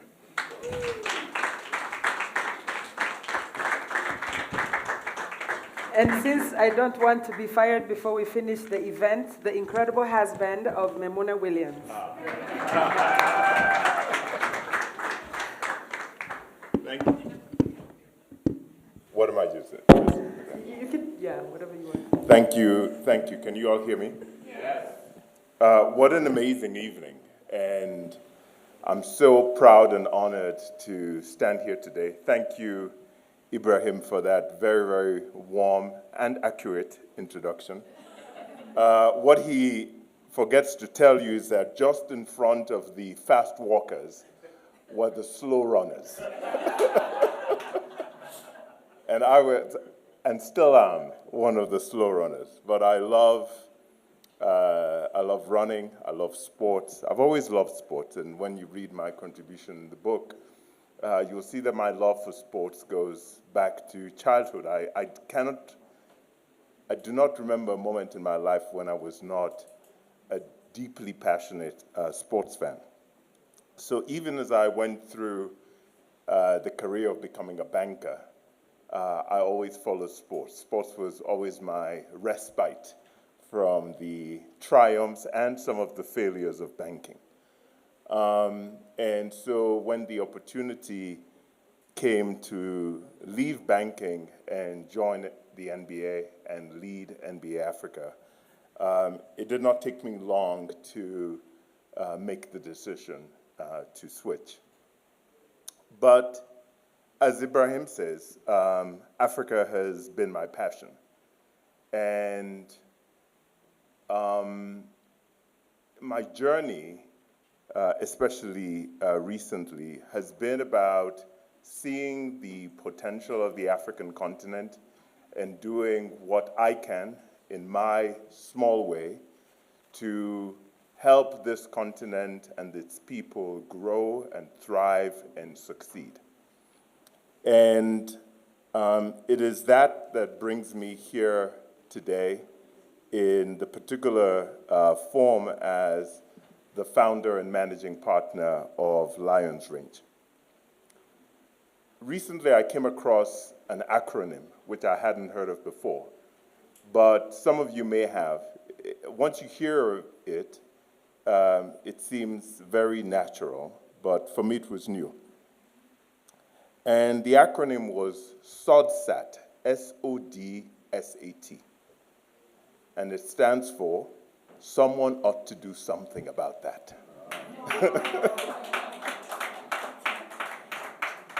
And as we go through life, we frequently see challenges, we see problems, and often the thought occurs to us, someone ought to do something about that.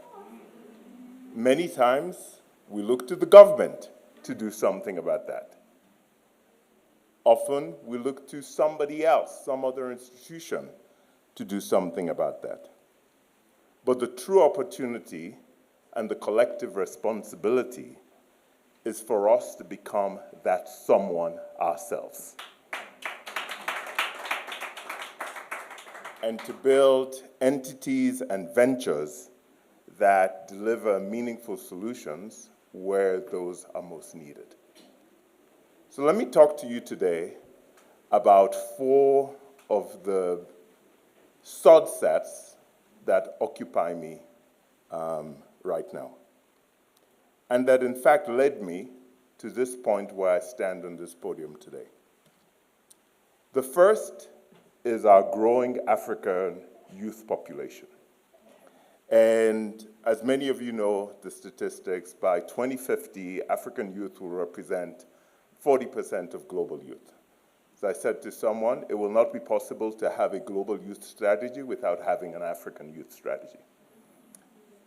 There is tremendous promise in those demographic realities, but there is also a potential curse. And the difference between the two is going to be how quickly we create the conditions that allow Africa's youth, its young people, to thrive on this continent. And thriving, in my view, requires us to create jobs for these youth at a faster rate than we do today. So the issue of how we create jobs for African youth is one of the subsets. Someone ought to do something about that occupies me. The second is Africa's sporting talent. I, unfortunately, for various reasons, couldn't get to Paris to join Usher and watch the Olympics. But I watched the Olympics on television. And thanks to SuperSport, many, many channels of it. And my wife will tell you that I'm the kind of person who, during the Olympics, if it's the Winter Olympics, I'll watch curling. And if it's the Summer Olympics, I get into shooting and archery and all these sports that I don't ever see. And what struck me was just how much talent Africa and its diaspora possessed. And it was great to celebrate the success of our athletes. But it was also sobering to see how many athletes born on the African continent now run or shoot or swim for countries that are not African. And they make these choices because on this continent, as Sandra, I think, was referring to earlier, we have failed to provide sufficient structures and investment to enable them to succeed. And so the issue of how are we going to enable Africa's talent to realize its potential on this continent is one of the subsets that occupies me. The third one is sport as a catalyst for personal growth. Beyond competition, sports is a powerful tool for individual development. Many of us are not gifted or talented to play at the NBA level or the NFL or go to the Olympics. But there are countless stories of how people have engaged in sports and through sports have developed amazing values that lay the foundation for the success that they go on to. Sports builds resilience, it elevates self-esteem, it instills discipline, it teaches humility. And because many times you don't win. And it also teaches you to bear losses with grace and with a desire to come back and do better next time. Sports is also a vehicle for joy. As CEO of NBA Africa, some of my favorite memories were being with African youth on basketball courts in Juba, South Sudan, Nairobi, Dakar, Cairo, Kigali, Lagos, and here in South Africa, in Soweto and Alexandria. And watching kids' face light up when they have the ability to get on a court and play a sport that they actually may not even know very well, but they enjoy testing themselves and learning something new and being with their friends. And I walk away from that with the desire that Africa's youth need to have more access and earlier access to sport. And the fourth subset, someone ought to do something about this, is about building a robust commercial sports ecosystem on this continent. Ibrahim talked very eloquently and with great insight into what drives the ecosystem, the commercial ecosystem of sport in the US, Europe, and some other countries. And during my experience at NBA Africa, and Manuel and Amadou and Claire are all part of that, Cornelia, Aisha, I'll start, keep naming names. But one of the critical things we were all trying to do was to demonstrate that, in this case, basketball could be a commercially successful venture on the continent. It's what we all continue to try to do. But one of the things I came to understand was that on this continent, we still have a lack of the critical commercial enablers to make that ecosystem work. We lack robust data on fan engagement and what people are watching. You can't get accurate ratings on your broadcasts outside of South Africa. We lack state-of-the-art arenas. We don't have ticketing systems that will allow you to fill that arena at scale. We lack sponsorship platforms. We have a few merchandisers to enable you to produce licensed apparel, but you can't engage with one or two to enable you to do it all across the African continent. Notwithstanding the fact that mobile phones are so important in the lives of Africa, we still lack efficient content distribution networks and business models to sustain them. And all of these elements are what enable a team or a league or a franchise to be successful, to generate revenue, and then feed youth development.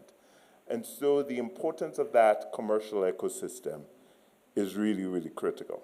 And there's a continued need to build these enterprises to Pan-African capability, as well as to international standards, so they can partner with all the global leagues that are coming to Africa and can enable African leagues to perform as well as international ones.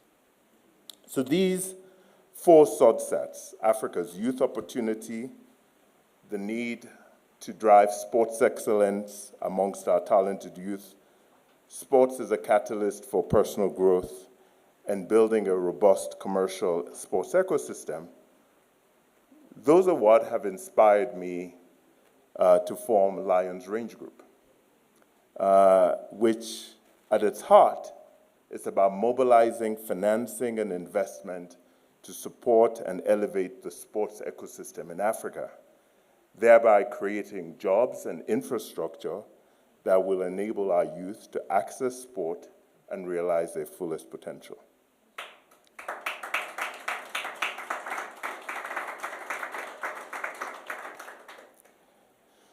So our aim is to provide patient, long-term capital, because this is going to take some time, to promising sports ventures, existing and new ones, on the African continent. I'm a former banker, so I'm interested in commercial returns. Always a banker. But doing so in a way that drives sustainable social impact. Because at the end of the day, elevating our youth and giving them opportunities to thrive on the African continent is at the heart of the impact we want to make. And with that kind of a mission, partnering with Champs for Change was actually a seamless alignment. Clarice and Memuna and Randy, who's I'm sure watching the live stream, will talk a little bit more about this later. The book that you'll see today is part of what they want to do, but the heart of their mission is empowering youth through sports careers and giving youth the opportunity to build rewarding, exciting careers in sport. In order for them to succeed, we need to create the kinds of thriving, commercial, sustainable companies that will provide the jobs that these youth can go into. And that's the role that Lions Range plays, or aims to play. And so, you know, their mission, and I said this to them early in my interaction with them, I said, I'm going to support you because what you're looking to do is very similar to the kind of organization I'm looking to build. On a personal note, as many of you know, my connection to Champs for Change goes very deep.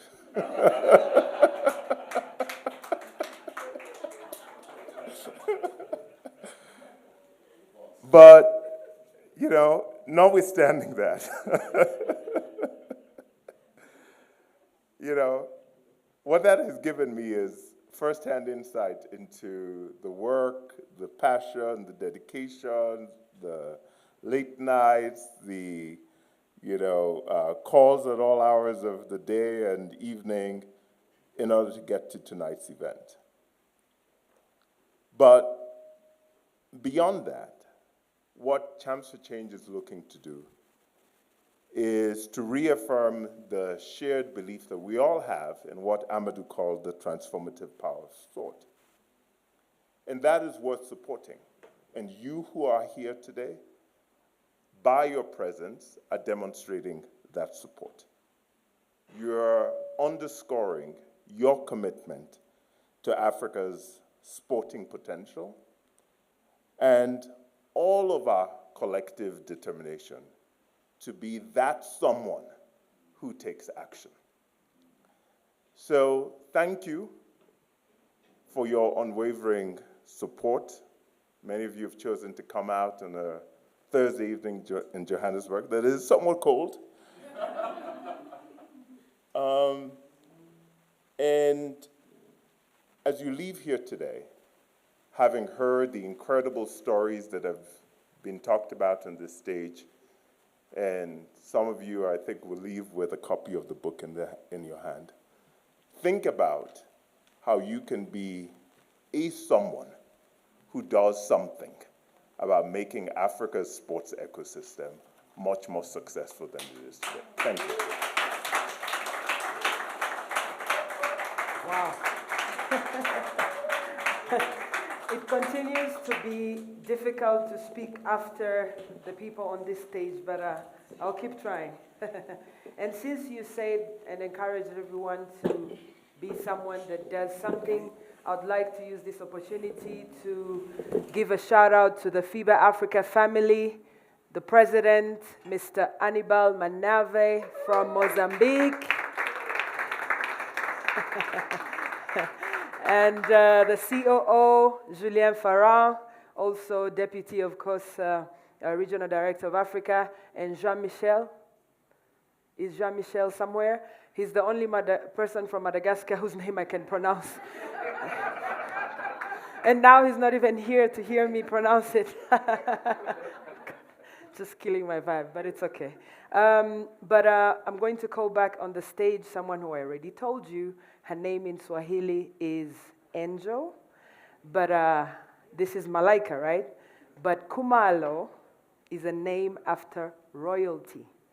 And if you know anything about Shaka Zulu and the Zulu people, let's welcome a word artist, the most incredible, Malaika.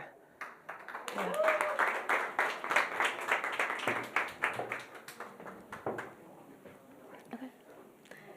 This poem is called A Mother's Chiding, and it's been written by one of our lovely panelists. A mother's chiding.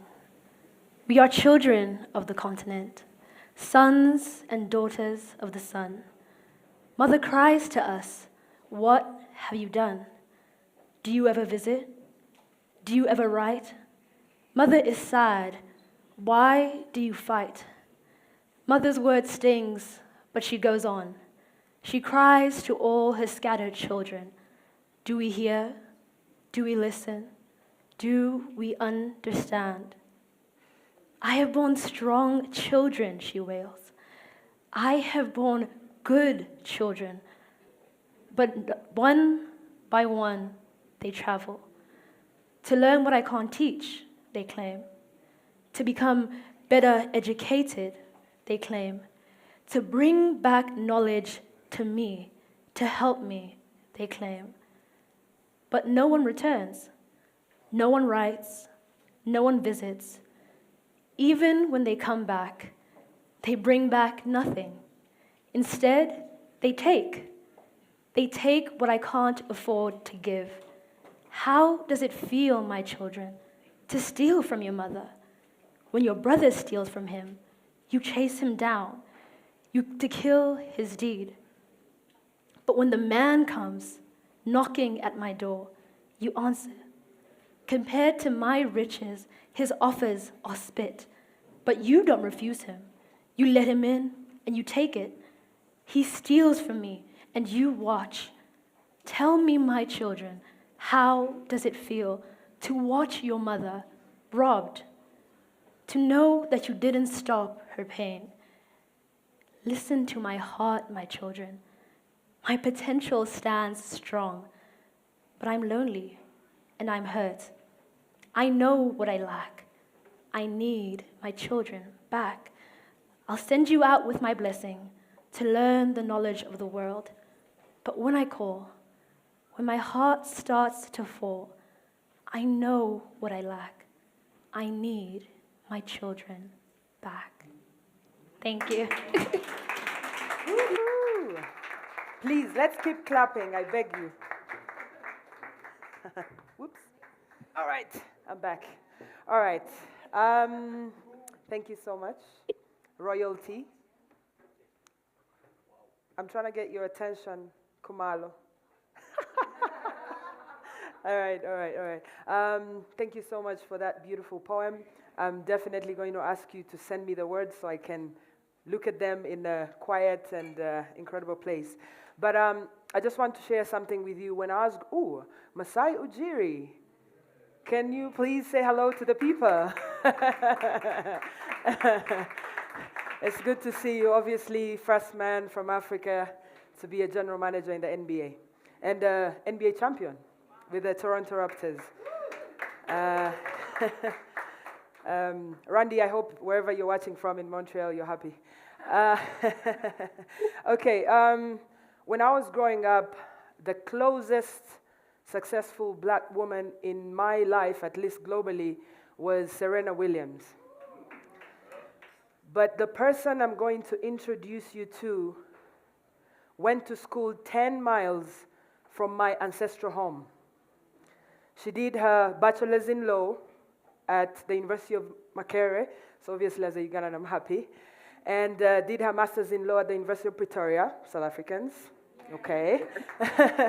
A Harvard graduate with a master's in public administration, and in the 10 years that she was CEO of the Rwanda Development Board, she brought into the Rwandan economy $18 billion. And every time that you see Visit Rwanda on Arsenal, on the Basketball Africa League, PSG, Bayern Munich, it's because of her. But in her capacity right now, the CEO of NBA Africa, Claire Akamanzi.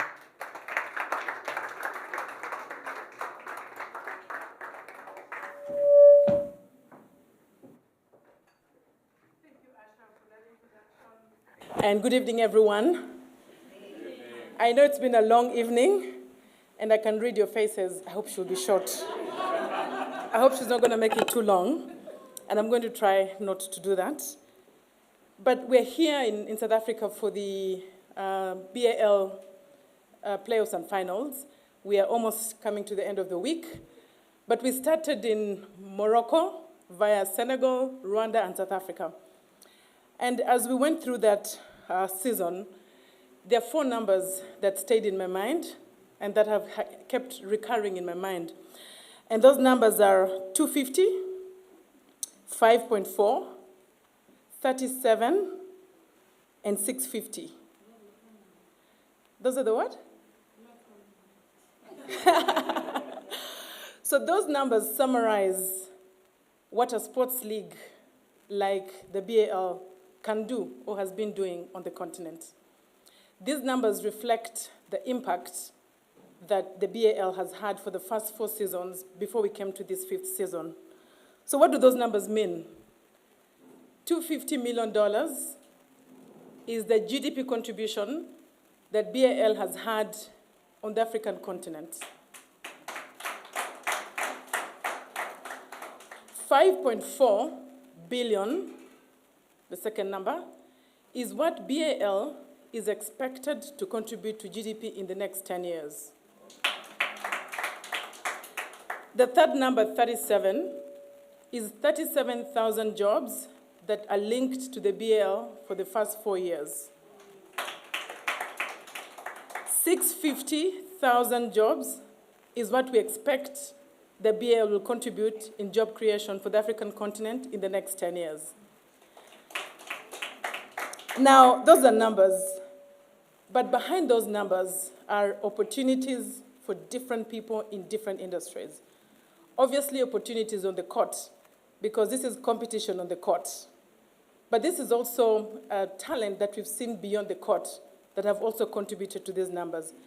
But as I thought about this season and these numbers, because they kept coming to my mind, and I kept getting impatient about the future, because if we get to this future, the impact on transforming Africa will be obvious. But behind these numbers, I thought about people and the many people that I could see behind these numbers, or that could exemplify these numbers, in many different ways. One face of a person that came while I was in South Africa this week is in Pretoria. And in fact, this person was holding an MC and speaking on the court because he was hosting. And Masai Ujiri, who's at the back there, said, "Oh, I know this guy. We brought this guy up from when he was a very young child." He made me interested, and I came to Manyo and I asked Manyo, what is the story of this guy? And this guy is called Slim. Slim was a child that the NBA Africa and BWB grew up with. They spotted this young man, spotted his talent, and helped him groom that talent. And Slim today is not only hosting BAL finals here in South Africa, but he's also an actor in some of the local soaps here that are very popular on the continent. Now, this was a BWB social program that enabled NBA Africa and the team at the time, and the BWB team, the Maasais that were here at the time, to support this young man to really live his dream and for his talent, which is not necessarily on the court, but outside the court, to really come out. But the second face that kept coming up in almost every conversation that we went through was a young man that you all probably have heard about, Kaman Malwach from South Sudan. His story is fascinating as well. Kaman was a South Sudanese refugee in Uganda. He was scouted and given an opportunity to play basketball because they could see physically he was very tall, but he also had a lot of athletic power.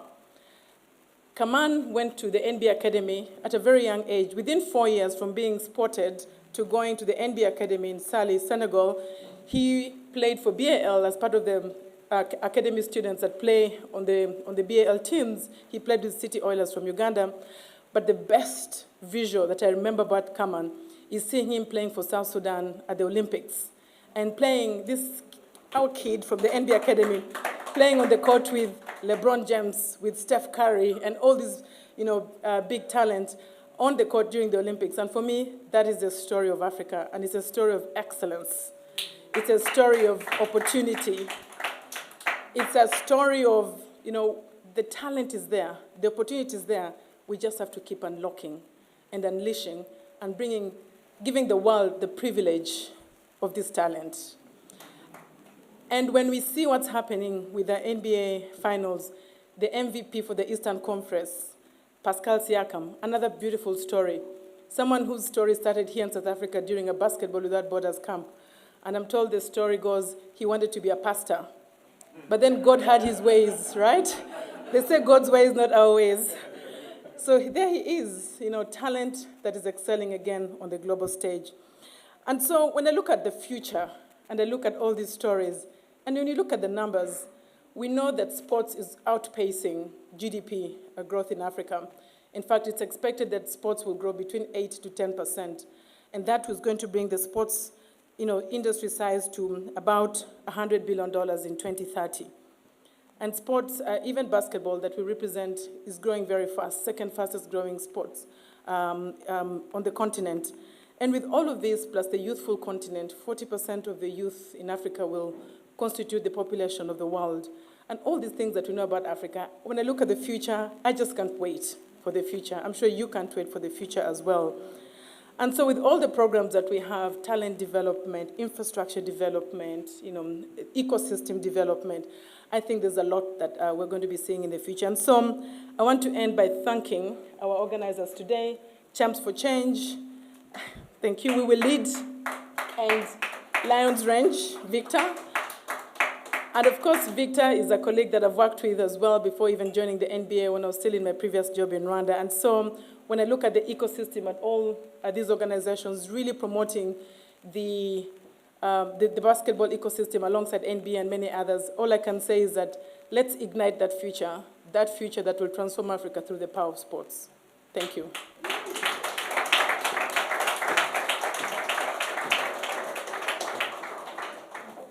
Thank you very much, Claire, for that speech. First of all, I would like to inform you that We Lead Africa has a YouTube page, and if you don't follow them, God is watching you.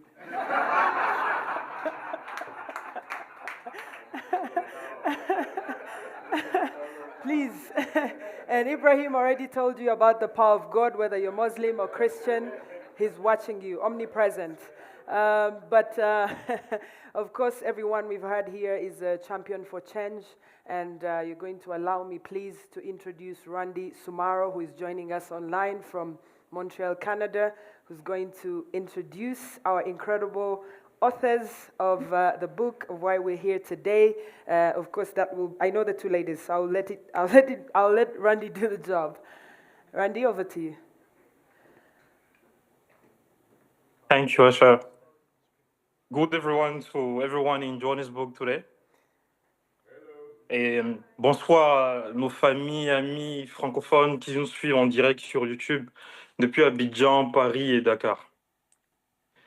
I wish I could be with you today in Johannesburg, but I'm deeply honored to speak to you from Montreal.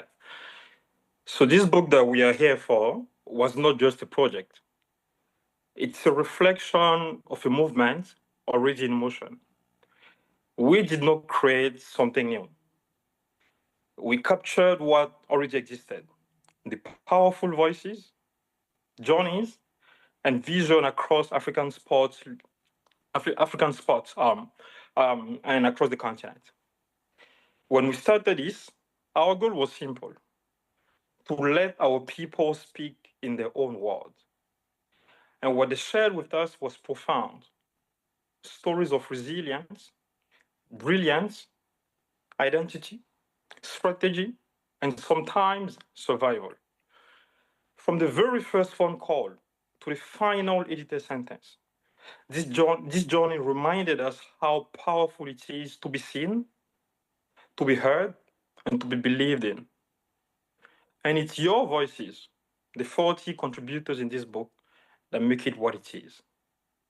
To each of you, thank you. And to everyone who facilitated conversation, reviewed drafts, opened doors, made calls, and believed in this vision, we see you and we are grateful.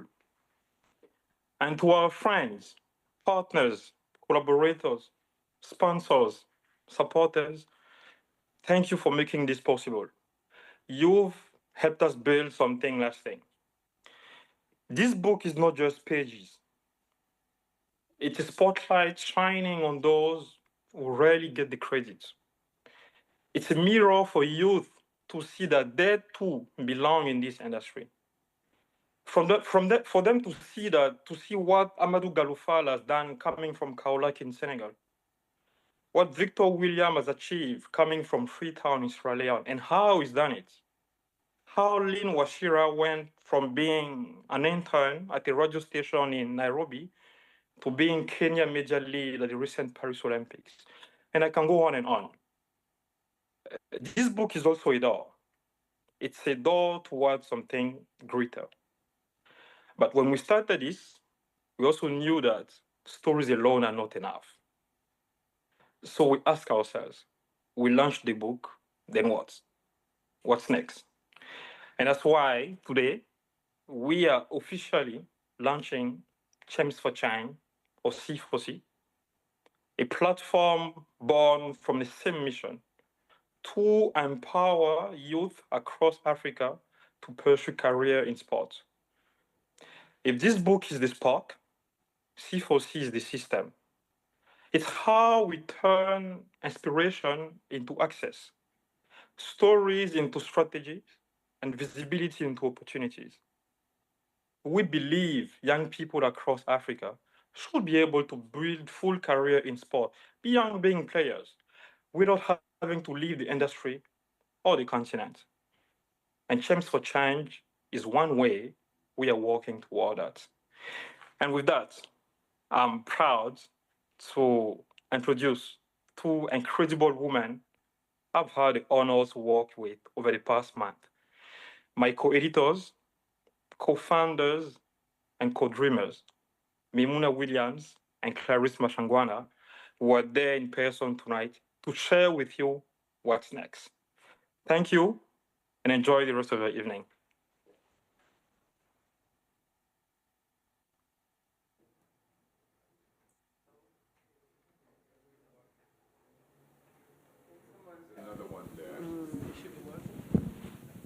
Hello.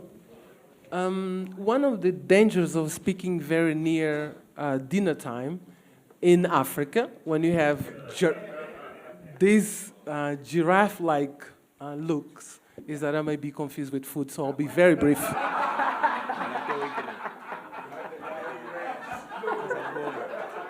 My name is Clarisse Mashangwana, and thank you. My name is Clarisse Mashangwana, and I am from Mozambique.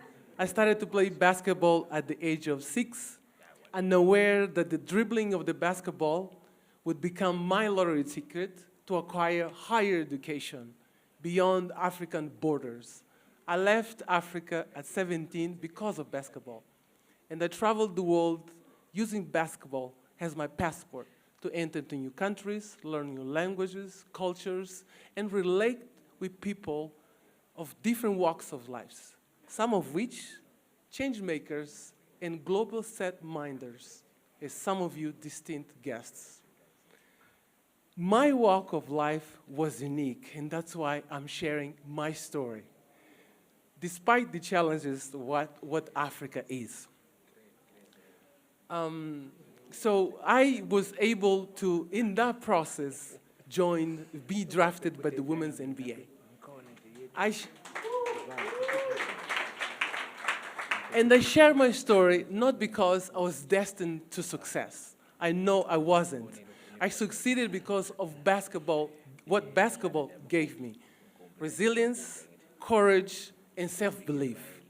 My story and your stories are about opportunity, education, and the power of choice. If you are in this room, I believe it means that you were able to dodge whatever challenges you faced in your village, in your city, or in your country. Sports and or education made you who you are, elevated you beyond your wildest dreams. And with it, you've earned the respect, admiration, influence, privilege, and hopefully the passion and desire and responsibility to be about the African business. That's very important for us. Champs for Change is our way to create opportunities for youth. Essentially, the likes of us that through education have become what we have become. And it's not just about, it's about creating a pipeline, not just for athletes, for storytellers, for strategists, for the likes of Usher, for filmmakers, those youth that are dreaming to become what we've become. For 15 years, I've been traveling through Africa with what is the proper word?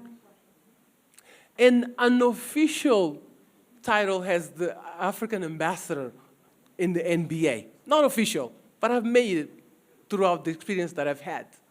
And one of the things that I see more often in those events is youth hunger for opportunity and hope for a better life.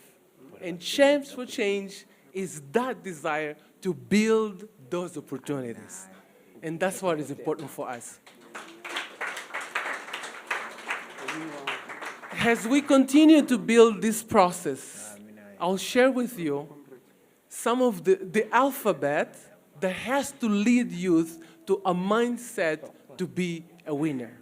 A, attitude. B, belief. C, confidence. D, determination. E, effort. F, focus, fight. G, you give your best. And when you get it, you give it back. H, humility at all times. E, intelligent decisions. J, justified in your juggles. It's okay. L, listen at all times. M, motivated beyond any mountain. N, no to self-sabotage. O, open to opportunities. P, patience to persevere. Q, quality must be seated so you can collect quantity. R, thank you. R, resist, readjust, and reinvent yourself because life keeps going. Resist, readjust, and reinvent yourself. S, success from within, the one that allows you to sleep well. You didn't lie, you didn't steal, you didn't do anything that damaged your integrity. T, try at all times. U, uniqueness is to be embraced. And V, victorious mind. That's our alphabet. I would like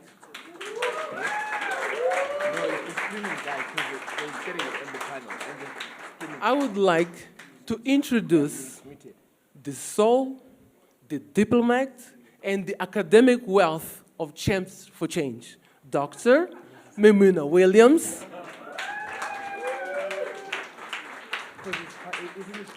I ask her to explain and to share with you what Champs for Change will be molded into for our youth. Thank you, Memuna. Thank you so much, Clarice. Okay.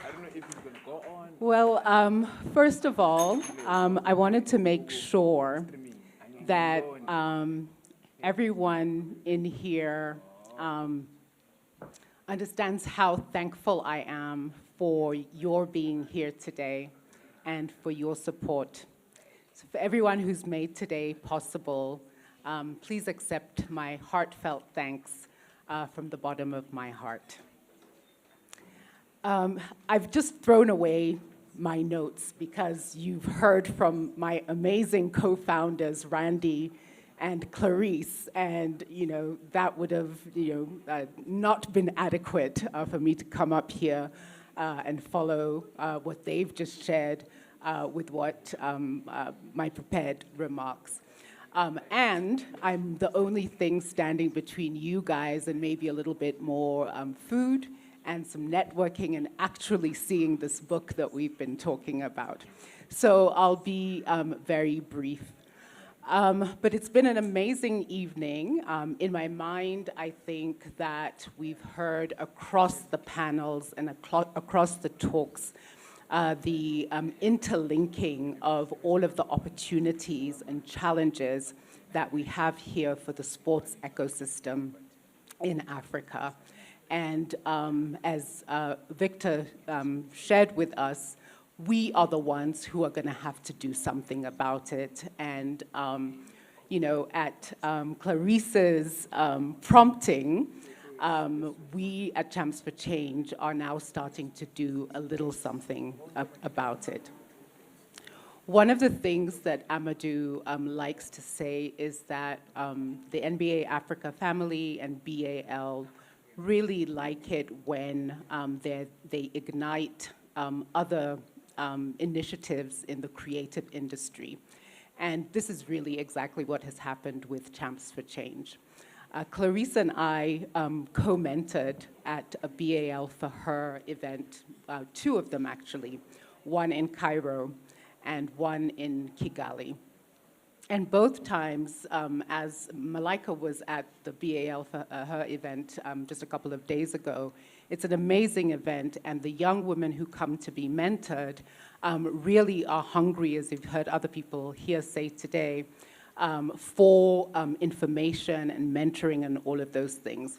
So we experienced that, Clarice and I, and after the second time, Clarice kept on coming back to me, Mamuna, we were both in this mentoring session together. We saw the same thing. What are we going to do about it?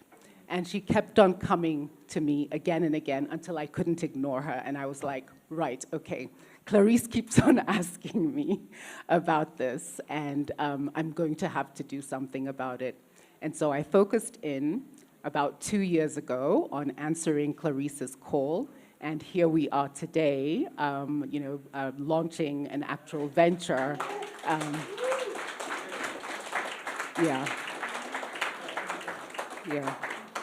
So thank you very much for pushing me. And I think you guys just witnessed her heart and why it's hard to say no to her. Yeah. So I'm not going to say much more than that. Each of you has these tent cards on your table or somewhere close by. And on it is a QR code.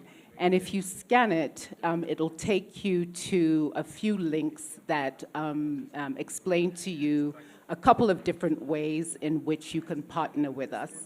Obviously, we're here for a book launch. And part of what this book represents is our conception of ourselves as a social enterprise. And so the book is the first of our products that allows us to bring a little bit of income into the organization. It's not going to be the majority of how we make the funds in order to fund our initiatives, but it'll bring in a little bit. So we do want to ask you to please buy the book. If you're a corporate sponsor or a corporation, maybe sponsor several copies into the hands of the young people who need the book. Beyond what the book can offer us, these are initiatives that are going to require human resources and capital resources. So one of the links that you'll see here is to sign up for mentoring a young person. And the stories in the book have taught us a lot of things, and they've reiterated what many of us already know, that young people, whether it's in the sports industry or elsewhere, really need mentoring. So we really do need you, especially the adults in the room, to sign up. But more importantly, we need the young people to also sign up to be mentored. So please do go look at those links and sign up with us to mentor and maybe just to talk to us about how you can support us in other ways. So I think I'll stop there because you have the information behind that QR code, and we have a book signing coming up, and we have a little bit of food. Again, thank you very much for everything, and have a good evening.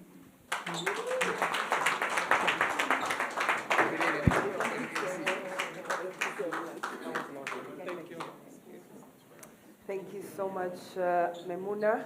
I know that Memuna and Clarice don't or didn't introduce themselves very well, just being humble women, but you were drafted by my favorite WNBA team, the LA Sparks. So, and Memuna is not saying that she's a doctor, that she finished her PhD recently. So, but follow her. Yeah, with the support of Victor. Apparently, Victor, you supported her. So, thank you so much. So, you remember when I asked you how many people are under 30? Yes. With an ID. No, Clarice. And Ibrahim, I'm not taking any of this football edge cover. No, you said you have experience for 29 years as a banker. Ibrahim, we're live globally, please. So anyway, anyone wearing black here? Because this cloth is black and white. Black, anyone wearing black? Anyone wearing white? I see you, Aisha. Yeah, okay. So we are about to reach the very incredible moment of unveiling this book, okay? And, okay, can we count something like 5 to 1? Who can do it? Who can do it? Aisha? Aisha, you can do it. Okay, so count us down from 5. Just say 5. 4, 3, 2, 1. Ta-da!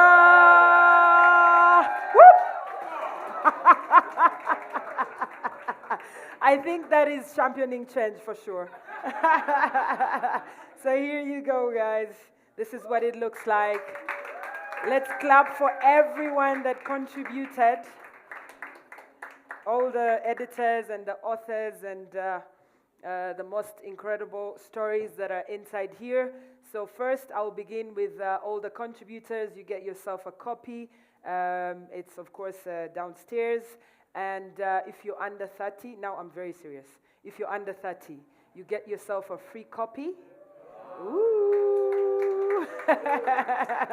Yes, you get yourself a free copy, and you can go to one of the contributors or authors, and they'll sign for you an autograph.